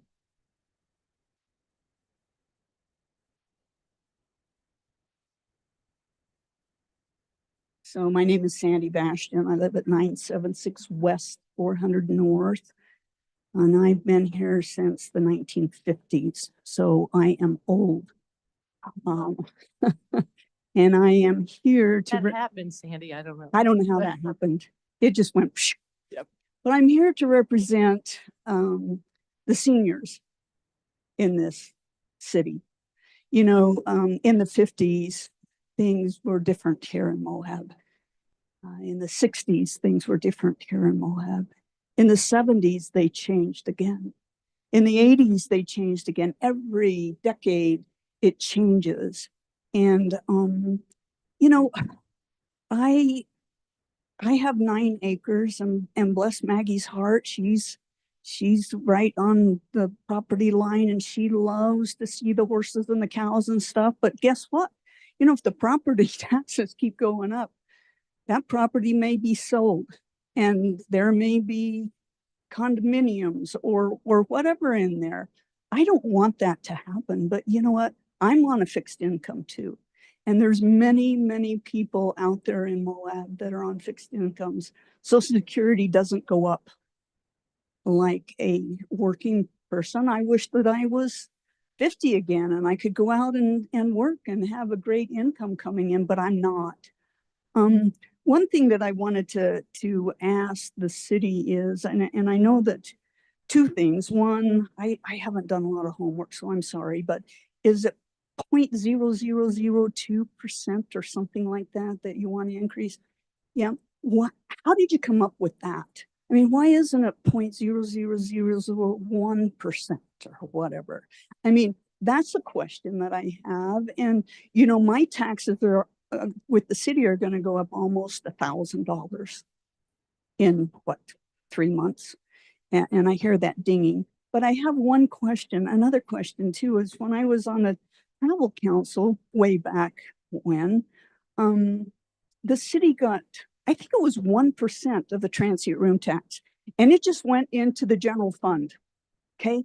You didn't have to specify what you were selling it or using it for. The county, on the other hand, had to specify every dollar that was collected. So if TRT taxes are going into the city funds, wow, shouldn't the city be doing everything they possibly can with the travel council to increase tourism if that's our base? You know, I mean, if that causes it to go up. One other little quick suggestion, and it is, do we have anybody that's going out there that I know we have an economic development thing, but are they going after I'd love to see a Walmart, a super Walmart here. Hello? Would they collect a lot of city taxes? They sure sales taxes, they sure would. And maybe that would ease some of the taxes. Guys, you know, we appreciate what you're doing, but I am not for this tax right now. It's just too much of a burden for us old people. Thanks. Okay, that is the last public comment I have. If anybody wasn't able to comment and they would like to, if you haven't filled out a form, last call. Have you filled out a form? Yeah, if you could just state your name and address. Hello, my name is AJ Throgmorton. I'm at 186 West Center Street. I took and went ahead and trimmed this down to make sure I can hit the 2-minute requirement, trim the fat, so to speak, which sounds like something the city could maybe learn from here. My main point relates to recent projects and their effectiveness versus community desires. I have 3 project examples to run through, but it's by no means a comprehensive list. The 3 projects include the Cane Creek reconstruction that really appears to be an anti-bypass effort to me. The parking project on Center Street seemed to have widespread opposition. And then one that's near and dear to my heart is the mishaps on Mill Creek Drive for the chip seal that's resulted in an $864,000 bill to the city, now for a mill overlay. I understand an argument for the property tax was for infrastructure and road repair or redesign, but the track record on that type of project isn't very encouraging at this point. Thank you. Okay. I am going to close the Truth in Taxation public hearing at 7:37 p.m. Okay, again, remind you of the rules and order. The council is now going, I'm going to try to address some of the questions that were raised, and then the council will move forward with the motion, and then they will deliberate and answer hopefully some of your questions as well. So in terms of the flood mitigation, we heard about that. Heather is correct. It is not in our capital improvement plan because we had a flood in 2022. We didn't think we were going to get another flood again. And so we plan to add that in to our capital improvement projects because it is going to cost millions of dollars for us to mitigate the impacts of floods and future floods that we anticipate to happen. So I just want everybody to be aware that that is something that the council is definitely considering to include in our capital improvement plan. In terms of the concerns that people have over the current projects that are going on, and hopefully this can answer several of the other questions that came up and issues that came up. The dispersed parking project that apparently is very unpopular, it's not done yet. And that money came to us from the UDOT, from the Department of Transportation. At the time, they wanted to help with congestion downtown Main Street. None of these folks, except for Tawny, were involved in that process. And the plan was to have a parking garage. And the council at that time decided that they wanted to do something more. And so it changed to now that we have the Moab Transit, which is very popular, which is a great addition and amenity to our community that's being paid for almost completely by money from the state. At this point, if we continues and it's successful, then we are going to have to come up with $500,000 to $1 million a year to keep that great service running for our community. They also decided to collaborate with the county on a bike path through Spanish Valley, which I'm not sure where that's at right now, but it seems like there's some issues, and hopefully that project is going to be completed. But that's a county project. The city basically gave the county money from the state away from projects that we wanted to do in order to collaborate with them and get a connective trail that goes from Spanish Valley into town. Again, that money, we didn't ask for it. We didn't search for it. It came to us from the state, and we gladly accepted it, and it morphed into what we have now. The Cane Creek Boulevard project, that's a project, it's not an anti-bypass project, I can assure you of that. It's a road, if you guys recall, I know it's not in great shape right now, but it was in really bad shape, and it was something that was on the city's list to get repaired for many years, and it never happened. And so finally, a year ago, we went to the Community Impact Board and asked for half grant, half low interest loan, which we got. And so therefore we have that project moving forward, which I think is going to be a really, when it's completed, I know it's a pain when these construction projects are going on. But I will say The comments that came up about in the paper, in the sheet that I handed out of the share of cost, that's referring to property tax.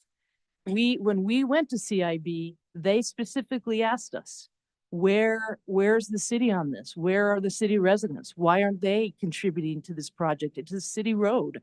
And we were worried that they were going to say, you're not going to get this money because you need to go back to your residents and see, what they are going to participate. The same with our federal delegation. They've come to us, we go to them for funding support. And when they found out we don't have a property tax, they said, that's your problem. And the same with the state. What's going to happen is sooner or later, we are not going to get any funding from the state or the federal government if the community doesn't participate. That's what I meant by that. In terms of the charging stations, that was free. That was free from Rocky Mountain Power. Well, I understand that, but that's the issue here is about a property tax and the charging. And I assure you, please, I assure you that there will be more charging stations coming to Moab. It's just getting started. There's infrastructure money that's available for the federal government, and we anticipate more and more charging stations to be implemented in the city over the next few years. That one was a free demonstration project that came to us. And it's really, honestly, I know Jason voted against it at the time because he really wanted it to be more locally oriented. But Rocky Mountain Power wanted to make sure that we access the people are coming and passing through town. And so therefore, they were put at Lions Park. And we worked really closely with Rocky Mountain Power to determine the best place to put them. And that was the decision as to where they were going to go. In terms of the Mill Creek chip seal project, that was a contractor error. That wasn't the city's fault. We worked with a contractor on that. We decided as a group, as a council, that, chip seal is really not the answer on that road. We really think that it should be asphalted instead. It's better for the bicyclists, it's better for the traffic and for the long-term maintenance of that project. So we decided, let's spend the extra money and do it right. But that was not a mistake of the city. That was a mistake of the contractors. We worked with the contractors. They gave us a rebate, they gave us a credit, and then they agreed to do it the way that we wanted to do. That project should get started in August and be completed by September. What else do I have here? Dark skies. I know that came up. Well, we just did an audit with UDOT, and a lot of our lights on Main Street are burned out. We need to get those replaced, and we want to replace them with dark sky friendly lighting. That doesn't mean the city's going to be dark. That just means that lights are going to be shining down in the ground and not up in the sky. And that was something that we got a lot of support, probably from very few people in this room. And not because I don't think you like dark skies, because I'm sure everybody here likes the stars. But other people in the community besides you all really felt like that was a priority that they wanted us to move forward. And therefore we did. In terms of folks that are really going to be hurting by this, we get it. This group up here has not forgotten that this is going to have a very big impact on people who really are going to struggle to make ends meet because of this additional $500 to $7,500 a month. And we have actually budgeted, if this goes through, we will create a plan to help offset the cost for water and sewer costs in order to help offset the cost of a property tax. There's also several different varieties of options available for the state and the county called the Circuit Breaker Program. It reaches a variety of folks that are struggling, that are having a hard time. So we encourage you to reach out to the county to find out what those options are. And then if we develop a program, we plan to on how we can provide additional funding assistance for those that need it with our water and sewer bills. Correct. In terms of collaborating with Grand County, Jason and I met with Grand County commissioners today. We are totally on board with meeting with Grand County and seeing if there's a way that we can work together to help them support us in our infrastructure projects. The reality is you all have been paying property tax to Grand County and not to the city for a long, long time. Where does your Grand County tax dollars go to the city of Moab? If somebody could tell me of one project that Grand County has helped support the city in, we'd love to hear it. Not right now, but let us know, because if any, I mean, they don't support us in all our recreation service. They do a little bit. I think they give us $75,000 a year for our recreational services that go out to the entire county. It's not just city residents that are over there playing softball and soccer and all the games that they play and all the opportunities we provide for our youth. In terms of road projects in the city, none. In terms of other programs that they provide, the MRAC, I think somebody brought up the MRAC. We have not gotten any support. They pay for the debt service. That's it. That pool costs us $1 million a year to run. We don't have any support from the county on that. So I encourage you to talk to your county commissioners, and we as a council, I think, are going to definitely work with the commission on collaborating with them so that they can help support us some more in some of the projects that are city projects. The cities in the county, we hear that all the time. The county's taxpayer dollars should be also utilized to help our residents. And what else do I have here? What else have I'm sure there's a lot. I'm sure the council is going to address some of those issues as well. But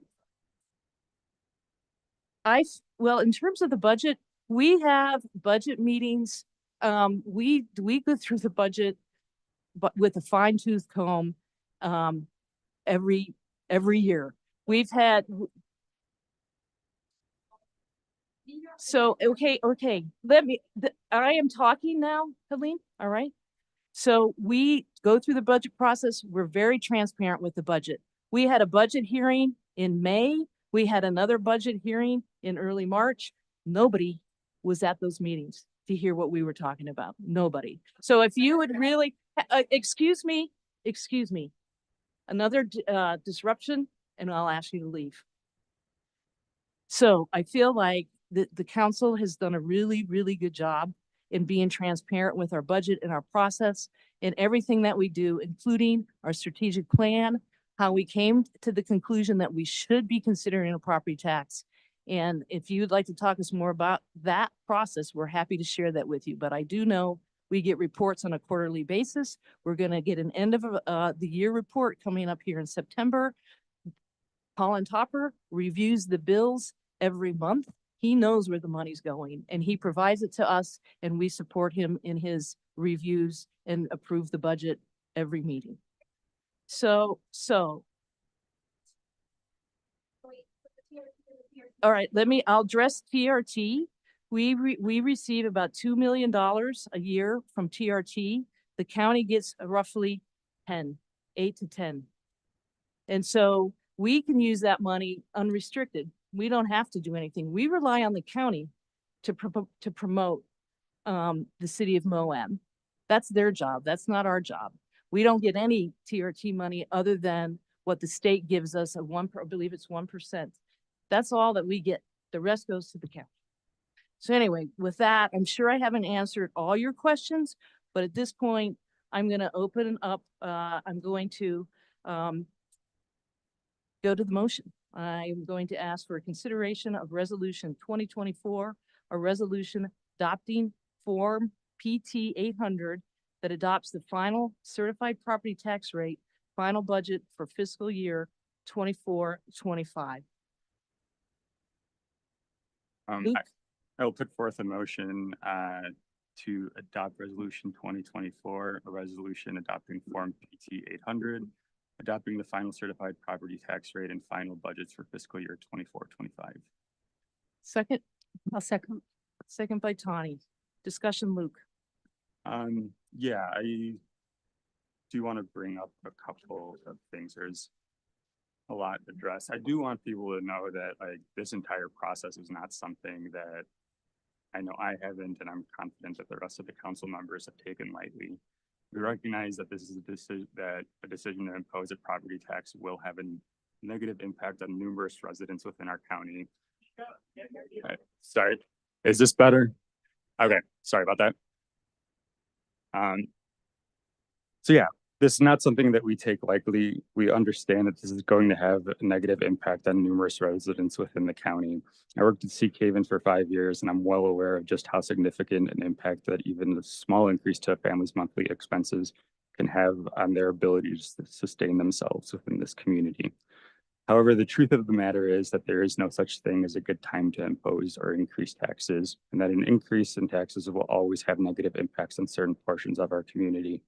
As Joe has alluded to, there are programs out there that can help offset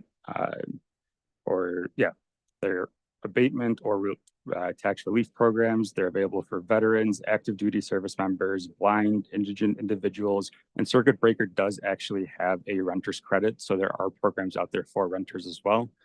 And as Joe has said, we are hoping to set up our own community relief program, and we're still kind of trying to figure out what form and what qualifications that will take. It was said earlier in the meeting several times that if we don't have enough money, don't spend it, or that we need to live within our means. However, this isn't the situation where we're hoping to buy like a fancy new car or something to drive around. To me, this is much more akin to like recognizing that I have an infection on my arm and choosing not to go to the emergency room because it's too expensive. The longer that we wait with some of this infrastructure, particularly our sewer and like water pipes, some of which are, I think we had a water pipe collapse from the 1930s recently. The issues are only going to get worse, and they're only going to get more expensive to ultimately fix. So I absolutely believe and support the fact that we need to be fiscally responsible with taxpayer money, but the trimming the fat is potentially a never ending road.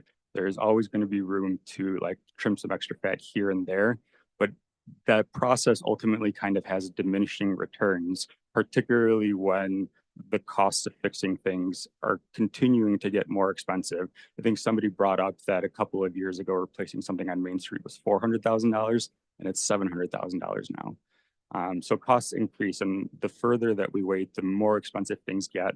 And that's assuming we get to them in time. If we don't get to some of these things in time, then that leads to potentially catastrophic situations for our residents. And I do want to clarify a couple of things. So a lot of the sudden spikes in property taxes that people have experienced over recent years are not strictly tied to your property values. The way that Utah implements property taxes is not a rate-based system, but rather a budget-based system. So with that, a taxing entity basically sets a budget of how much it wants to collect for that year. And then the rates are based off of that budgeted amount divided by the total taxable value of properties within the area. So one of the big issues with the various spikes that we've seen is that not all properties within the county get reassessed at the same time. Properties are supposed to be reassessed every single 5 years. And so whenever only a certain portion of our community has their property reassessed, they are then taking on a larger burden of paying the property, the portion of that budget relative to properties that weren't reassessed. And this is further exacerbated when properties wait 5 years to be reassessed. There's room for significant increase in valuation to happen over a period of 5 years, as we've seen. And so I think one of the things that we could push for is to try to get the county to try to reassess all property values at the same time. Because basically, as long as there is no increase in budget for any taxing entity and everything gets reassessed at basically the equivalent value, people's property taxes should stay the same. what's happening actually right now is when somebody's property taxes get increased, or when their valuation increases, there are actually numerous residences in the community where their tax burden goes down. Like nobody ever notices when their property tax go down, but if you look through your tax history on tax.grandcounty.net, you'll see that some years your property tax will actually go down. No, I actually have pulled like all of the property tax information since 2021. Later on, I can pull up like how many parcels like within the county actually had their property tax go down per year. And like it is not an insignificant number. Yeah. Sorry, kind of lost my train of thought there, but so yeah, it was trying to make sure that we reassess things. And another issue is the fact that we live in a non-disclosure state when it comes to the sale of property. Like realtors do not, or brokers do not have to submit what the property sold for. And so when assessors have to make decisions about like where the market's at, they have to operate off of like very limited information. And that's where some of those like wild valuations come from, is that we're not actually operating on what the market is operating at right now. Like we don't have the concrete data to make those much more specific and accurate valuations. So there are things that I think can be done to help kind of minimize a lot of these spikes and like really large spikes that provide a lot of the instability and uncertainty that people have been experiencing. And throughout all of that, like we still do need to be like financially responsible with taxpayer funds. Like we have gotten rid of the assistant manager position. We are looking at like ways to cut costs. We have cut costs in other areas, but ultimately like the cost that we cut relative to a $75 or $75 million backlog in infrastructure projects. And yes, a lot of those valuations or projected costs are kind of like back of the napkin valuations, but even if like we are 100% off, and so it's actually $37.5 million in like unmet infrastructure improvement costs, like whatever fat that we can trim is still ultimately not going to make a very significant dent in like paying for even one of those like really large projects. So like this isn't something like I ran on doing everything that we can to increase revenue or find alternative revenue sources so that if we did ever have to come to a property tax, like we could minimize those, like that amount. I believe this last year, the city put forth $5 million in matching funds and we received $25 million back in grant funds. We are trying to do all of these things and we're going to continue to look for grants that can help address a lot of our local infrastructure needs. And yeah, as Joette had mentioned, so I looked it up. The city residents in the past 3 years have contributed $5 million in property taxes towards the Grand County property tax. 0 of those dollars have gone towards any sort of infrastructure work within the city, even though 71% of all sales tax generated within the county is generated within the city. And so like the infrastructure that has the most wear and tear is also where our golden goose is. Like this is where our tourism economy, like really kind of where the transactions associated with our tourism economy occur.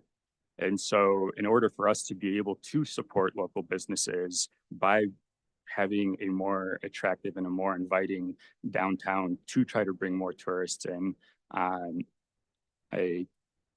this is ultimately like a way to support the local economy. I'm also not opposed to like cutting sales taxes so that like there are offsets. Like this is a much more stable source of revenue. It'll lower the interest rates at which we can bond at. So that ultimately saves us money long term. Yeah, sorry, like this is such a complex issue that we have like mulled over for 2.5 years now. And there's a lot more to be said. If anybody has any questions or anything, please feel free to reach out. I have spent, I think, like 60 hours in the past like 2 or 3 weeks, basically sifting through like hundreds of thousands of rows of like property tax data. And there's some like really enlightening things out there. But that's just some of like the thought process as to like why I was the one who put forth the motion. So I will let other council members talk. Tony. Yeah. Mine probably won't be that long, Luke. Sorry. That's what I pride myself on, is brevity. First of all, thank you for coming tonight. It's been good to hear all of your opinions. I want to also thank my council members, my fellow council members who delved into this on a granular level. Most of my interaction has been personal. Most of my coworkers and my friends, my acquaintances and contemporaries have told me they support this.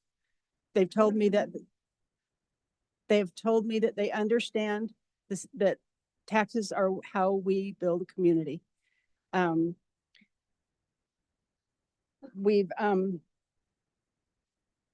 every one of us sitting here, every one of us up here knows that this will impact everyone. It impacts all of us. We are not immune. We go to the same grocery store. Our lights and our gas go up. Our gasoline has gone up. Our insurance costs have increased. We are not immune. And the people that you see up here right now is a snapshot in time. Most of you don't know how we got to be here or what we experienced or the challenges that we felt. In the 80s and 90s, I was a single mom with 2 teenage boys. I worked 3 jobs to keep a house, food on the table, and my children insured. I didn't get child support, and I paid property taxes every year, whether I lived in a home that I owned or was buying, or if I lived in an apartment. So I completely understand that struggle. I'm glad it's behind me. I have a new struggle ahead of me. In less than 90 days, I will be a senior citizen on a fixed income. So I'm trying to deal with that. I still think this is part of my community, and I have to pay my fair share to make it the best community that I can. And I want to ask you, do you really think it's fair for us to just keep kicking this can down the road for your children and your grandchildren to have to deal with? Because that's what it is. That's what will happen, or we will have to have very... Okay, enough comments, or you're going to be asked to leave. You're going to be asked to leave. I didn't interrupt you. Okay, who wants to be asked to leave first? I'll go. You guys work for us. We don't work for you. Any more outbursts like that, I'm probably going to ask the whole room to leave. So please be respectful.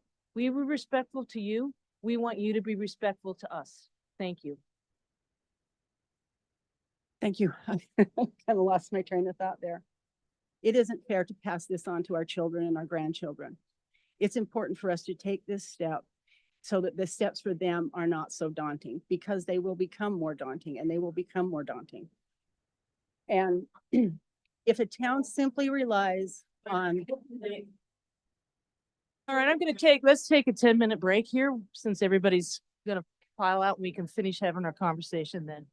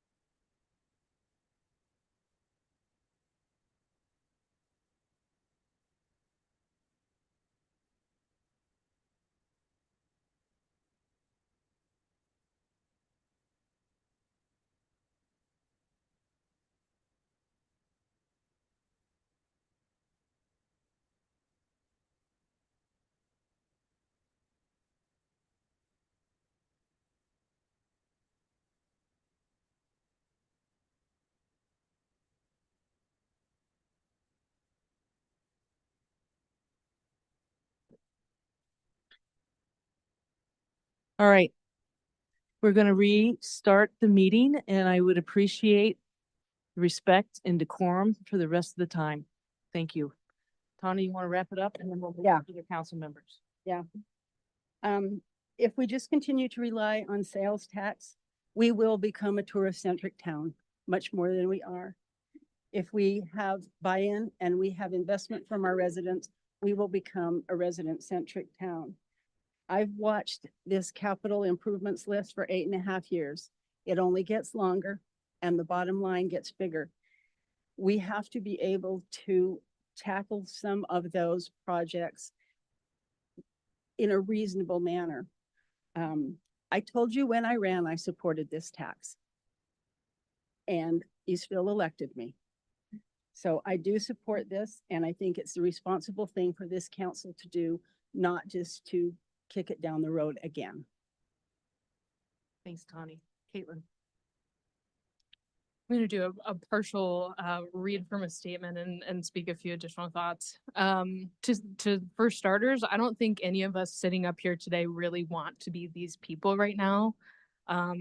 There is a reason why we are here. There's a reason why we brought this conversation back 3 years after the city attempted in 2021. And that doesn't sit lightly with any of us. I think if we, anyway. I've only been in this seat. I started in January, and so I want to circle back to some of the things I talked about when I campaigned. One of the biggest ones was listening and representing every voice. And I have tried my best over the last 8 months to really get a broad perspective and to learn and to listen and to deliberate over this extremely important decision. When I ran, I didn't know because I didn't have all the information, and so I've worked really hard to do that.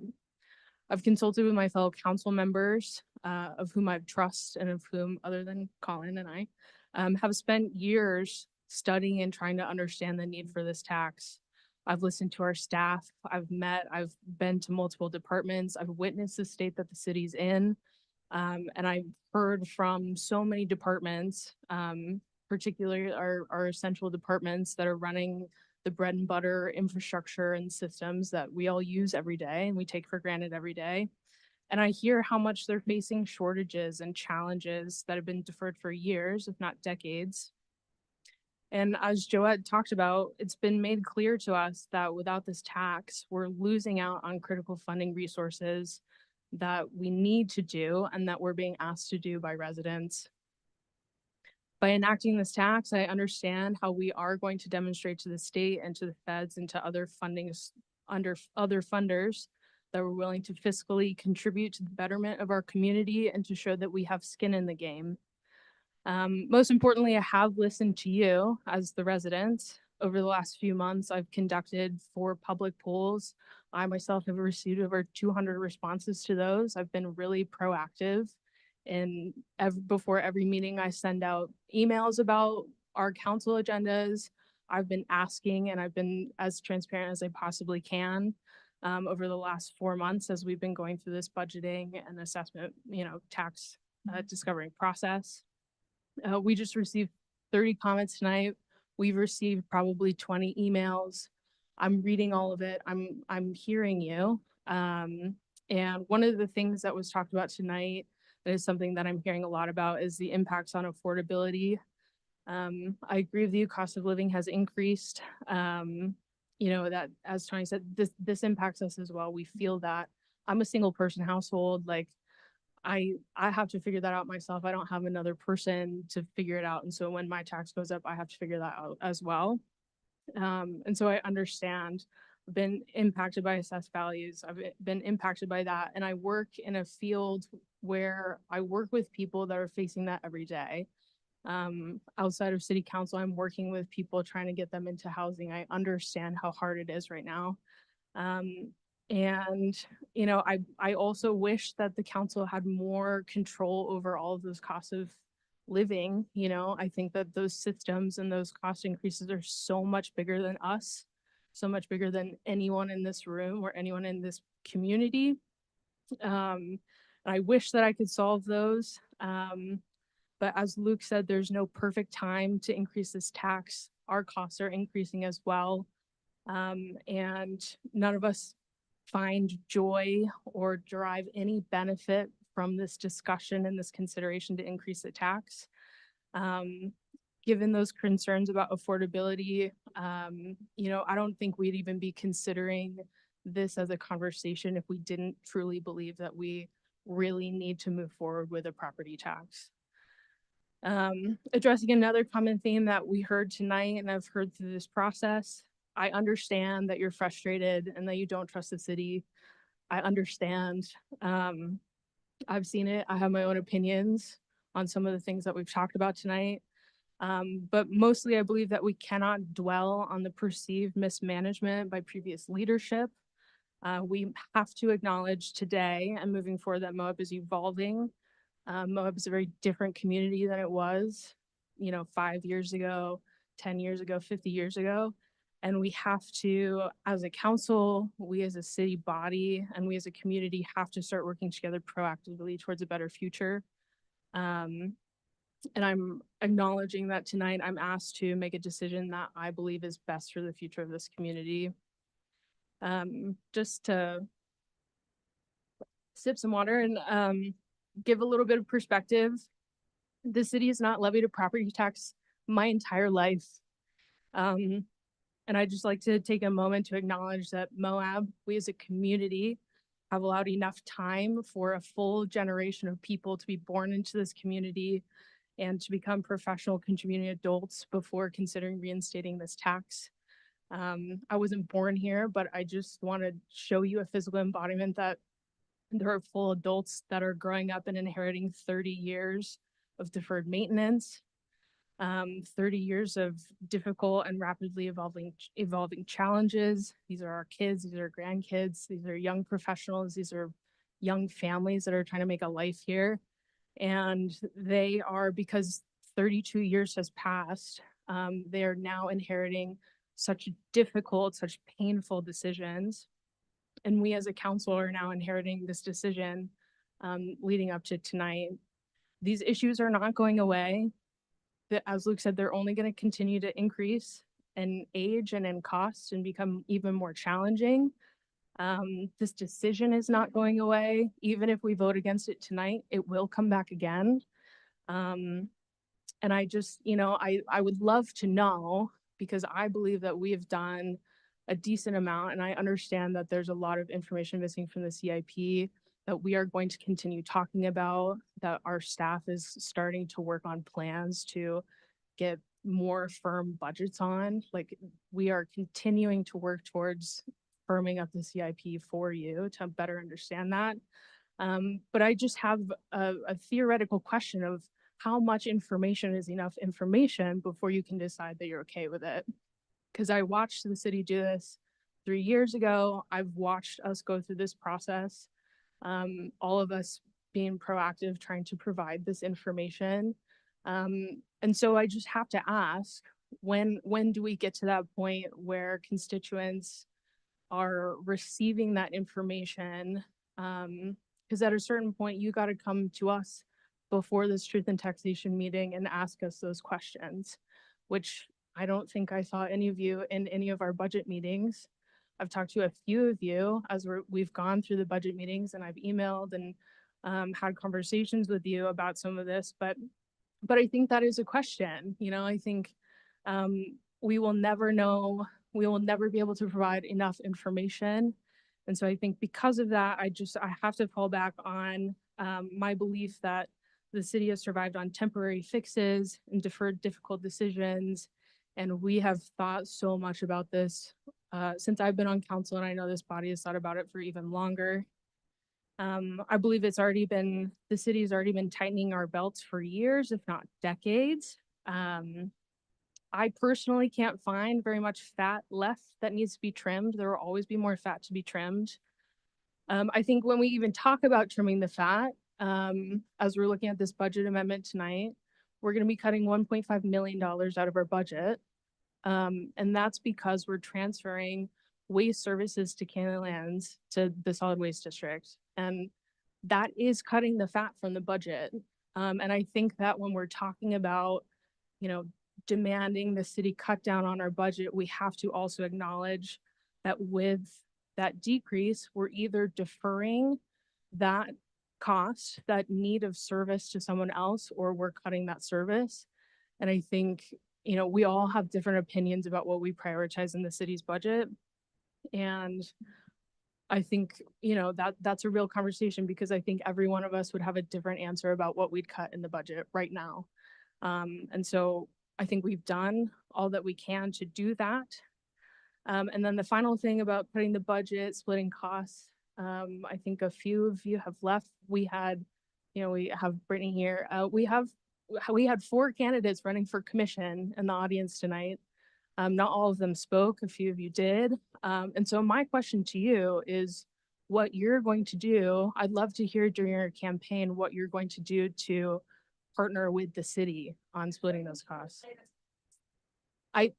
I would love to reduce the tax when the county commits to. Brittany? I'd love to have a conversation. I'd love to have a conversation with you after. We've talked about it a little bit. And I would love to consider reducing our property tax when the county actually starts contributing to city services, when they start using their property taxes to benefit the city. But for now, what I'm seeing and what I believe that we know is that we have to start moving forward on this. There's no additional hidden pots of money to find. Can't increase taxes on tourists any further because we already collect the maximum amount permitted by the state. Even within tourism, if this property tax is implemented, tourism will still account for over 2/3 of the tax revenue collected by the city. Property tax will be 20%. And so that is, the city is still driven by tourism. 20% is, I think, in my opinion, a reasonable buy-in to ask from our community towards the full service and the operations of the city. And then talking about tourism, I was here on staff when the pandemic hit, and I knew people that got laid out at the city. And I think that there were a few comments about like kind of boohoo, that's the cost of business, but it was catastrophic. I don't know if we all remember, but it was a big deal for city to lose that tourism revenue so quickly. An immediate drop in tourism visitation came with immediate cuts to positions and services offered by the city. And though we may never experience that kind of immediate impact again, I think it was an important lesson for me and for this, you know, for this city, on how much we rely on external factors and external revenues to provide essential services to our residents. I believe that we'll continue to leverage tourism-driven revenue. Luke talked a lot about using grant funding, you know, how much we're already matching and leveraging our existing funds. And we're going to continue to prioritize that. But I agree with Tani. I believe that this property tax is a necessary step towards the financial stability and self-sufficiency of our community. I believe that we need to transition to a more balanced, reliable, and diverse portfolio of revenue sources. And I also believe in a balanced and proactive approach to tourism. Tourism is the lifeblood of this community. I wouldn't be here without tourism. I support tourism, and I think that it's such a fun and exciting and energetic part of what it means to live in Moab. I also acknowledge as my duty as a community leader and as an elected official to be prudent in how we manage tourism, so as to not allow tourism to completely overtop us and drive all of our decisions. I think that community amenities are not free. And if we want to prioritize local needs over tourism demands, we have to create revenue sources driven by locals to have better leverage on that decision. And I also think regarding tourism, the condition of our downtown area, our roads, our public facilities reflects on our community as visitors come, and we have to continue investing in these to support our residents and our visitors and to continue to support our tourism economy. I want to express a lot of gratitude to my fellow council members and to the mayor for their dedication and leadership and proactive engagement.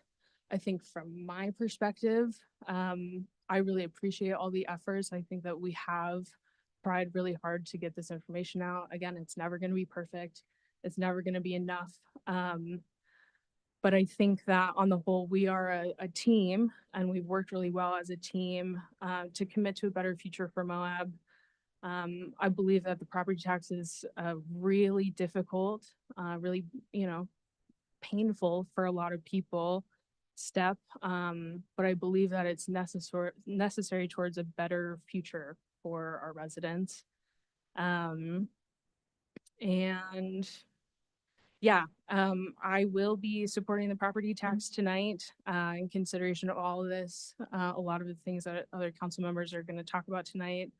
Everything else I've deliberated but won't take up more time to say. But I believe that we need to build a stronger and more resilient Moab. We've talked about flood mitigation, the Taylors a lot over the last few months. I think that's a huge priority for us that we will be changing in the CIP. I believe that we need to have reliable infrastructure for us and for our future generations, our kids and our grandkids to grow up in. And I think that we need to, have a little bit of skin in the game. I think that it's so painful that it's taken this long. But I believe that we as residents should be supporting the government. We live in a society and we should be paying into the systems that we all exist in every day. As we've kind of alluded to, the city is working on programs to provide some relief related to this. I've already thrown a proposal to council and to staff and to some other stakeholders trying to develop this idea. That's not the purpose of this meeting tonight, but this is something that I'm thinking a lot about, especially in relation to affordability and how property tax ties into everything that we experience with cost of living here. And so I really look forward to presenting and discussing that with you as residents as we move forward. Yeah, thanks. Thank you. Colin. Well, while I'm normally somebody who has a lot to say, I understand from this crowd's reactions that you want us to get to a vote and see where this goes. And so I will honor that and just finish by just saying I am so proud of this council and I'm so proud of this city organization. And my promise to all of you is that I'll still continue to challenge the status quo and ask hard questions. And, moving forward, we will try to operate this absolutely the best we can and try to represent all the facets of this diverse community and all their needs, as varied as they are. And so thank you all for being here tonight and being engaged and being part of this process. It's hugely important. And I hope that you keep this fire going and keep attending meetings and keep being involved and keep reaching out to us. That's been the only real positive in all this is just all the conversations and all the connections with the community. So thank you. Jason. That's it. That's all I got, Jason.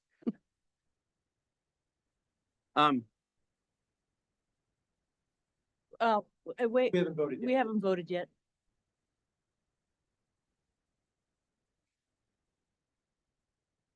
Three years ago, there was a property tax that came before the council, and they were trying to implement it. I sat in the audience, and I got up and I spoke, and I said, "This is insane. We should not be doing a property tax. We can't afford it. We're getting done with COVID, and we don't need it." And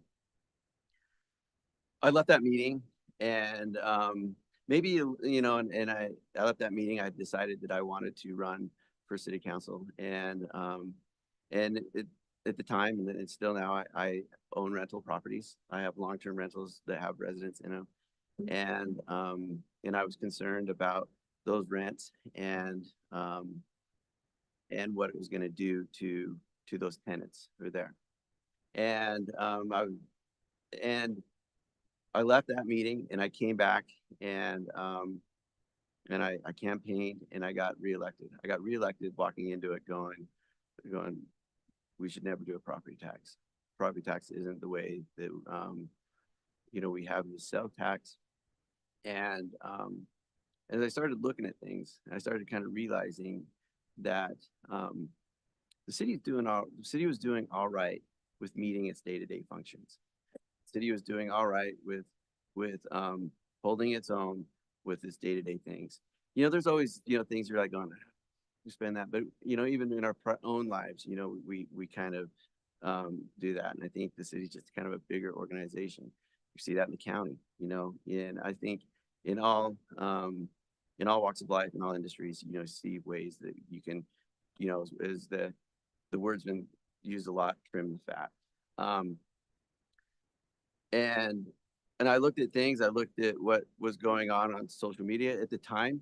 We hadn't done Cane Creek, and I had probably one person a week come up to me and say, when are you going to pave Cane Creek? And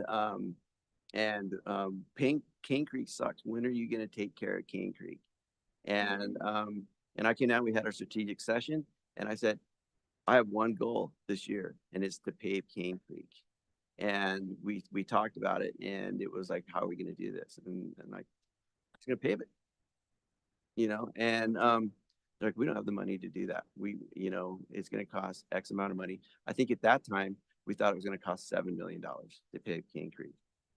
And so we came up with a plan to go to CIB and see if they would fund it. We did the plans for it. And I'll admit, I'm with Zach.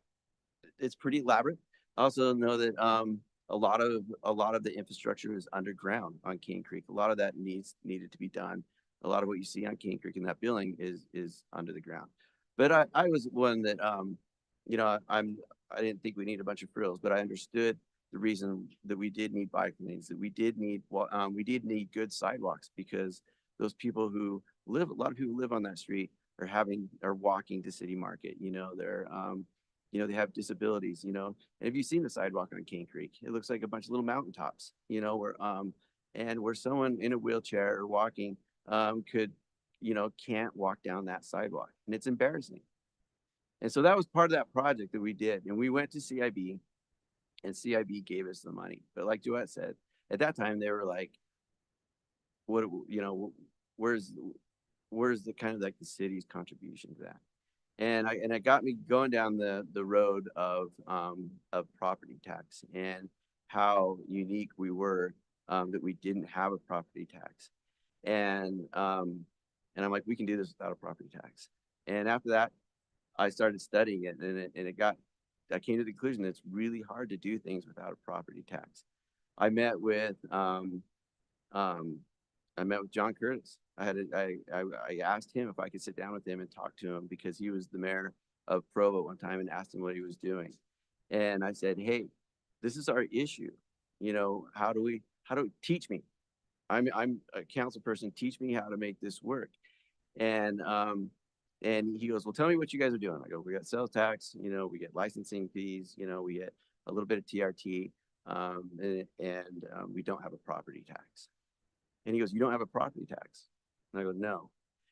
And he goes, well, that's part of your problem right there. That's a big part of your problem. He goes, you're trying to stand on a two-legged stool. And I was like, whatever. I was like, we can kind of figure this out. And then I met with some state legislatures, and I asked them. And I said, what can we do to make this work?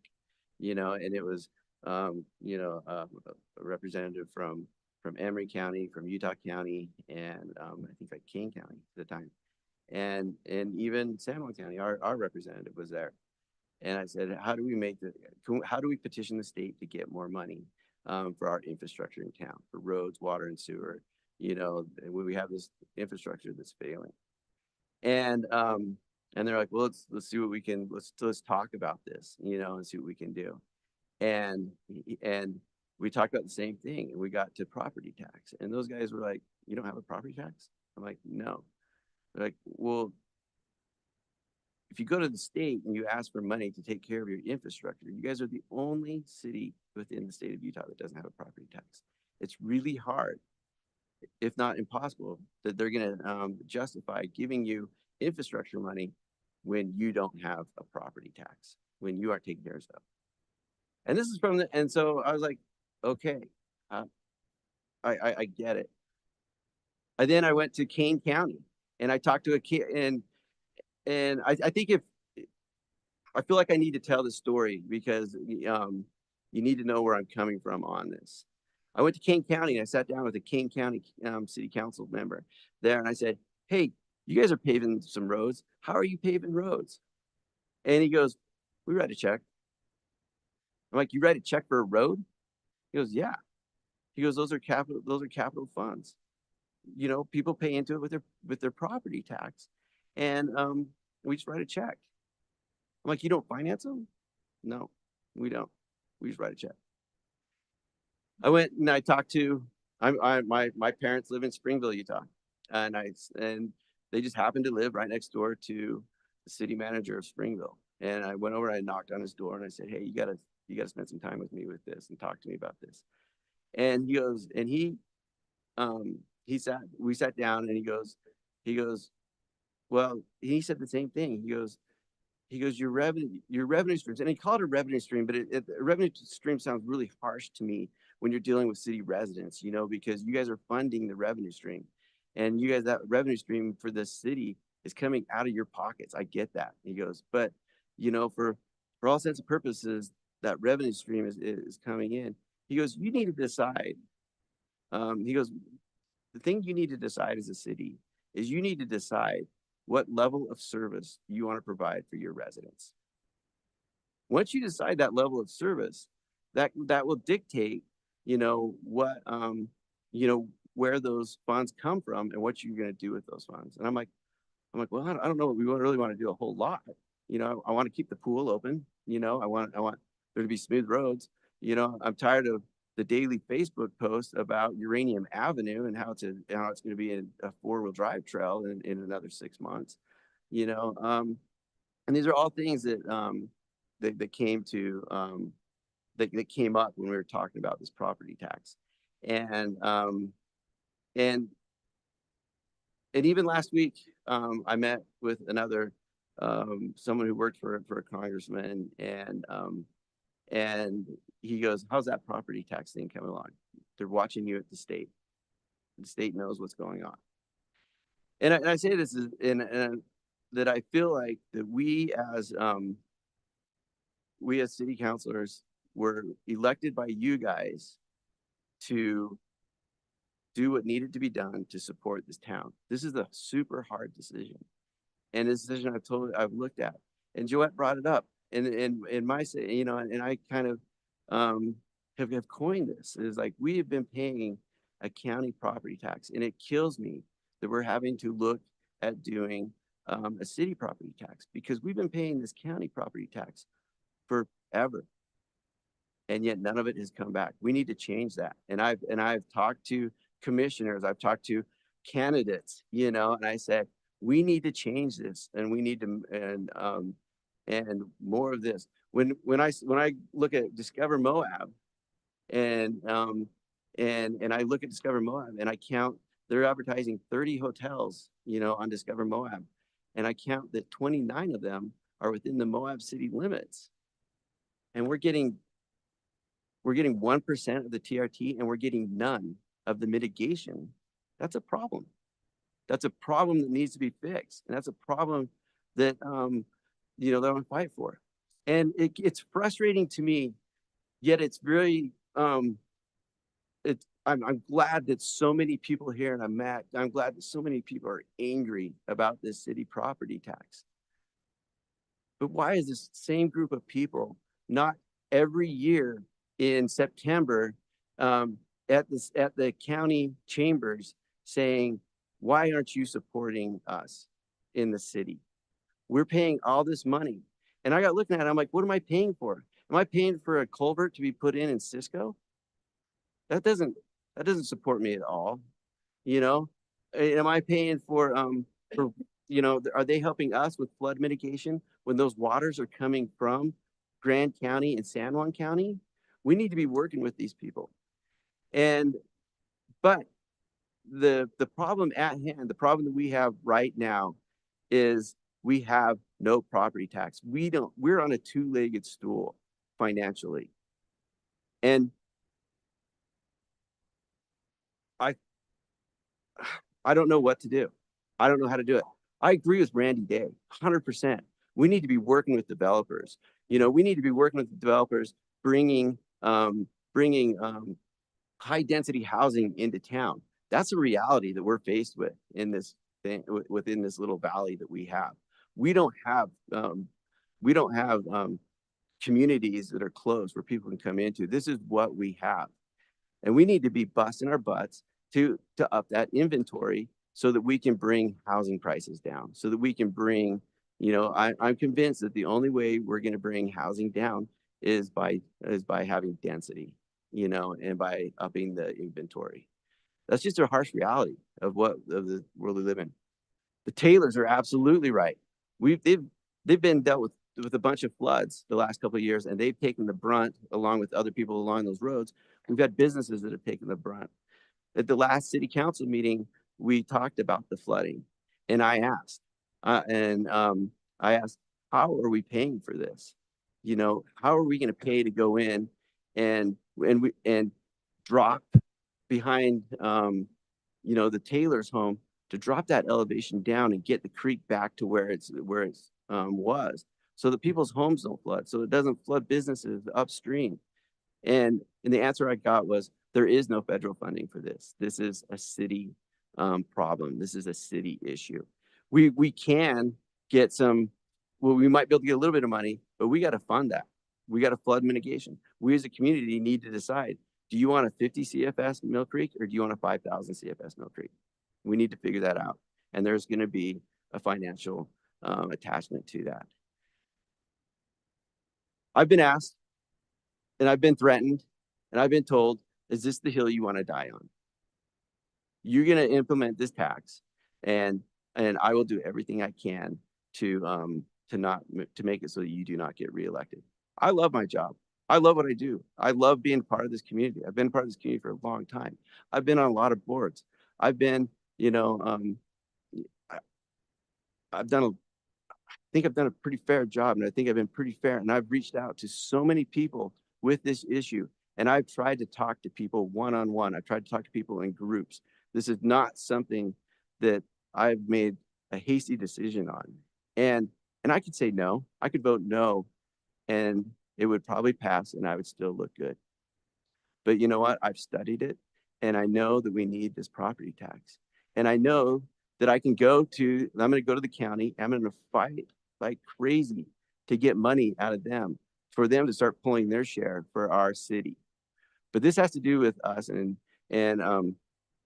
Mr. Matter, or Jerry, you know, said it. He said it perfectly. We should be paying for this stuff, writing checks for it. We shouldn't be financing it. But right now, we don't have any other choice. You know, the aquatic center needs a lot of money, and it is going to shut down if we don't put some money into it. Uranium Avenue is going to be the next trail for the Red Rock four-wheelers. You know, there are other roads in this town that all need to be fixed and all need to be taken care of. And we've done a really good job of finding the money to pay for water and sewer, you know, but you know what? We don't have enough money to put the asphalt on top. And Zach's exactly right. We need to trim the fat, and we need to do exactly what we can so we're not screwing over the residents with flashy things. We just need roads. There's 30 miles of roads in this town.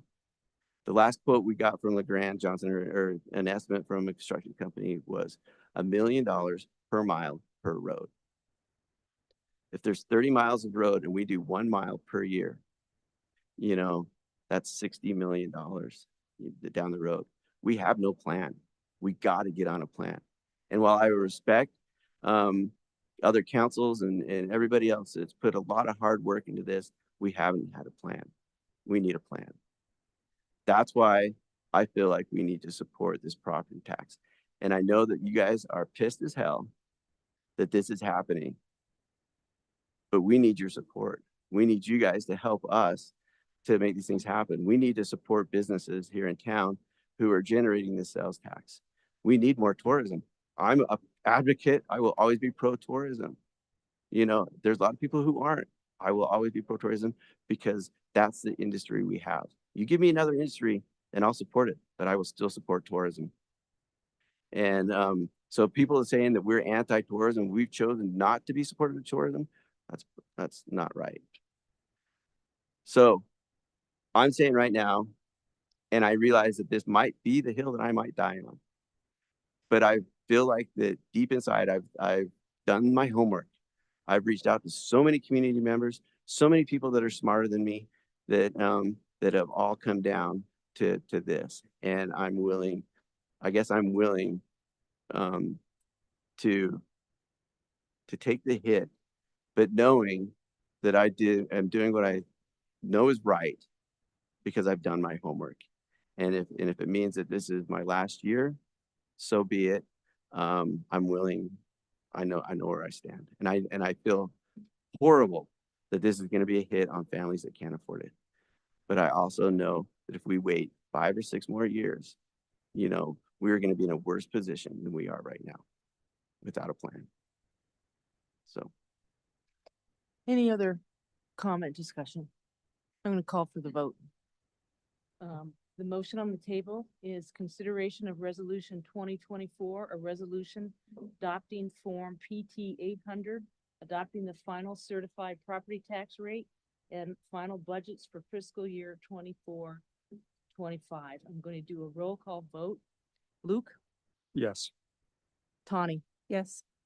Caitlin? Yes. Colin? Yes. Jason? Yes. Before I make the announcement, I would like to say I don't get to vote. If I had the opportunity to vote, I would also be a yes. Motion passes unanimously. Thank you. 5 minutes, stay here.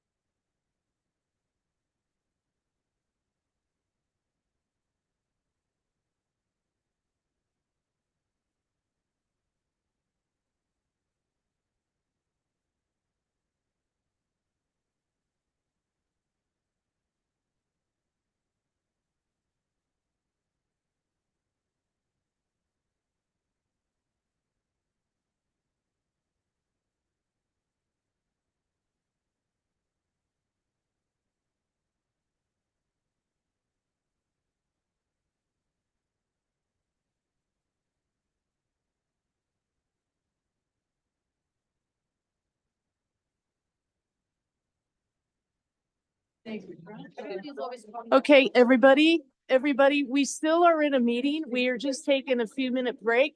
If you would like to talk to council members, no. We have to finish the meeting. Okay. Oh, for the state. Okay, exactly.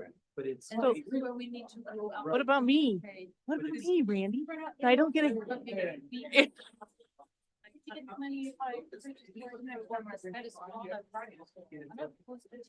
Okay, Halid, do you guys? We're going to continue the meeting right now. Jason, would you mind taking a seat, please? You guys, if you have comments or questions for the council, if you could just reach out to them after the meeting, that would be great. I mean, like tomorrow, so that we can carry on. Okay. All right. Our next item on the agenda is a public hearing for proposed resolution 2124, a resolution amending the fiscal year 24-25 budget. And David is just has a few things. It's going to be more than just the property tax rate. There's a few other things that he wants to review with you guys. Right? Correct, yeah.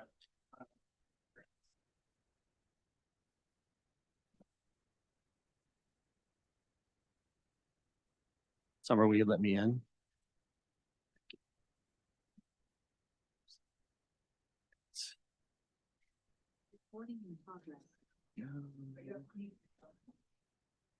Right. Like that? Okay, thanks. I'm gonna share my screen. This one does. Very briefly, yes. Ah! Let's get rid of that. Thank you. Every day's a gift. Just really quickly, this is a budget amendment that is required to reflect the revenues now anticipated as a result of your decision earlier. And we, sorry, let me. Hit the slideshow button, all right? Oh, right, thanks. So it's still used to that. Anyway, yeah, so this is necessary because of the decision you made to reflect the revenues that are anticipated to come in as part of the decision you just made, I just said. But in addition to that, we also have a few other just sort of cleanup items that since we're in here, we thought we would address. The big one was because of the decision regarding solid waste, having the district take over collecting and spending those fees, we reflect the reduced revenue and expenses related to that transition in this budget. Also, because to reflect the reality of the fact that we ended up spending more money in last fiscal year than we thought we would. We thought we'd spend a certain amount, but more of it got spent in last fiscal year versus the fiscal year we're in now for the Walnut Lane reconciliation there. That meant that we're going to be anticipating spending less in fiscal 25. So we took out that transfer from the general fund to the housing fund to cover that. And then one thing that I just missed was we had reflected an overhead payment coming into the general fund from the transit fund, which is something that happens every year, but it wasn't in the transit fund. So put that in there. And then all of that resulted in a needing to use less of the city's general fund balance to balance the budget. Thus, we are here. So I'm happy to go through line item by line item if you'd like. Otherwise, we can not. So let's not. Unless you guys want to, I think you have access to the budget. You can go through that specifically yourself. Okay, Great. is that it? I have some updates on various capital projects, but we can do that at another time. We're also just planning to do a press release out to the public and the media with a more comprehensive update on what we're going to call sort of the summer status of projects. A lot of which you've talked about or heard about today, but even things like the bridge at the Episcopal Church, the pedestrian bridge there, the playground, Swanee Playground, things like that. All of those are projects that are in the works. In various stages, and we'll be ready to update you on where they're at. Great. And also in our next meeting, which just for the public knows, we will not have another meeting till August 27th. The meeting on the 14th, I believe that's a date, is going, 13th will be canceled. And then at that meeting on the 27th, we intend to start the capital improvement planning process so we can hit the ground running and show the community that we're for real and that we have projects that we want to really get going. I know everybody hates road construction, but be prepared. There's more coming. So with that, any questions for David? All right, I'm going to ask for a motion, consideration resolution 2024 resolution. And oh, I did this completely wrong. There's a public hearing. Yeah. Yeah. So first, before we consider, this is a public hearing. And so I'd like to open the public hearing at 8:50. Anybody from the public that would like to speak about the amendment to the budget? No pressure. Okay. I will close the public hearing at 8:51, almost. And then moving on, consideration of resolution 21-2024, resolution amending the fiscal year 24-25 budget. Do I have a motion? I motion to approve resolution 21-2024, amending the fiscal year 24-25 budget. Motion by Caitlin, second. I can second that. Second by Colin. Discussion, Caitlin. Nope. Colin? None. Anybody else? No. All those in favor, say aye. Aye. Any opposed? Motion passes 5-0. All right, you guys. Motion to adjourn. Motion to adjourn. Second. All right, we're adjourned. Thank you. Thank you.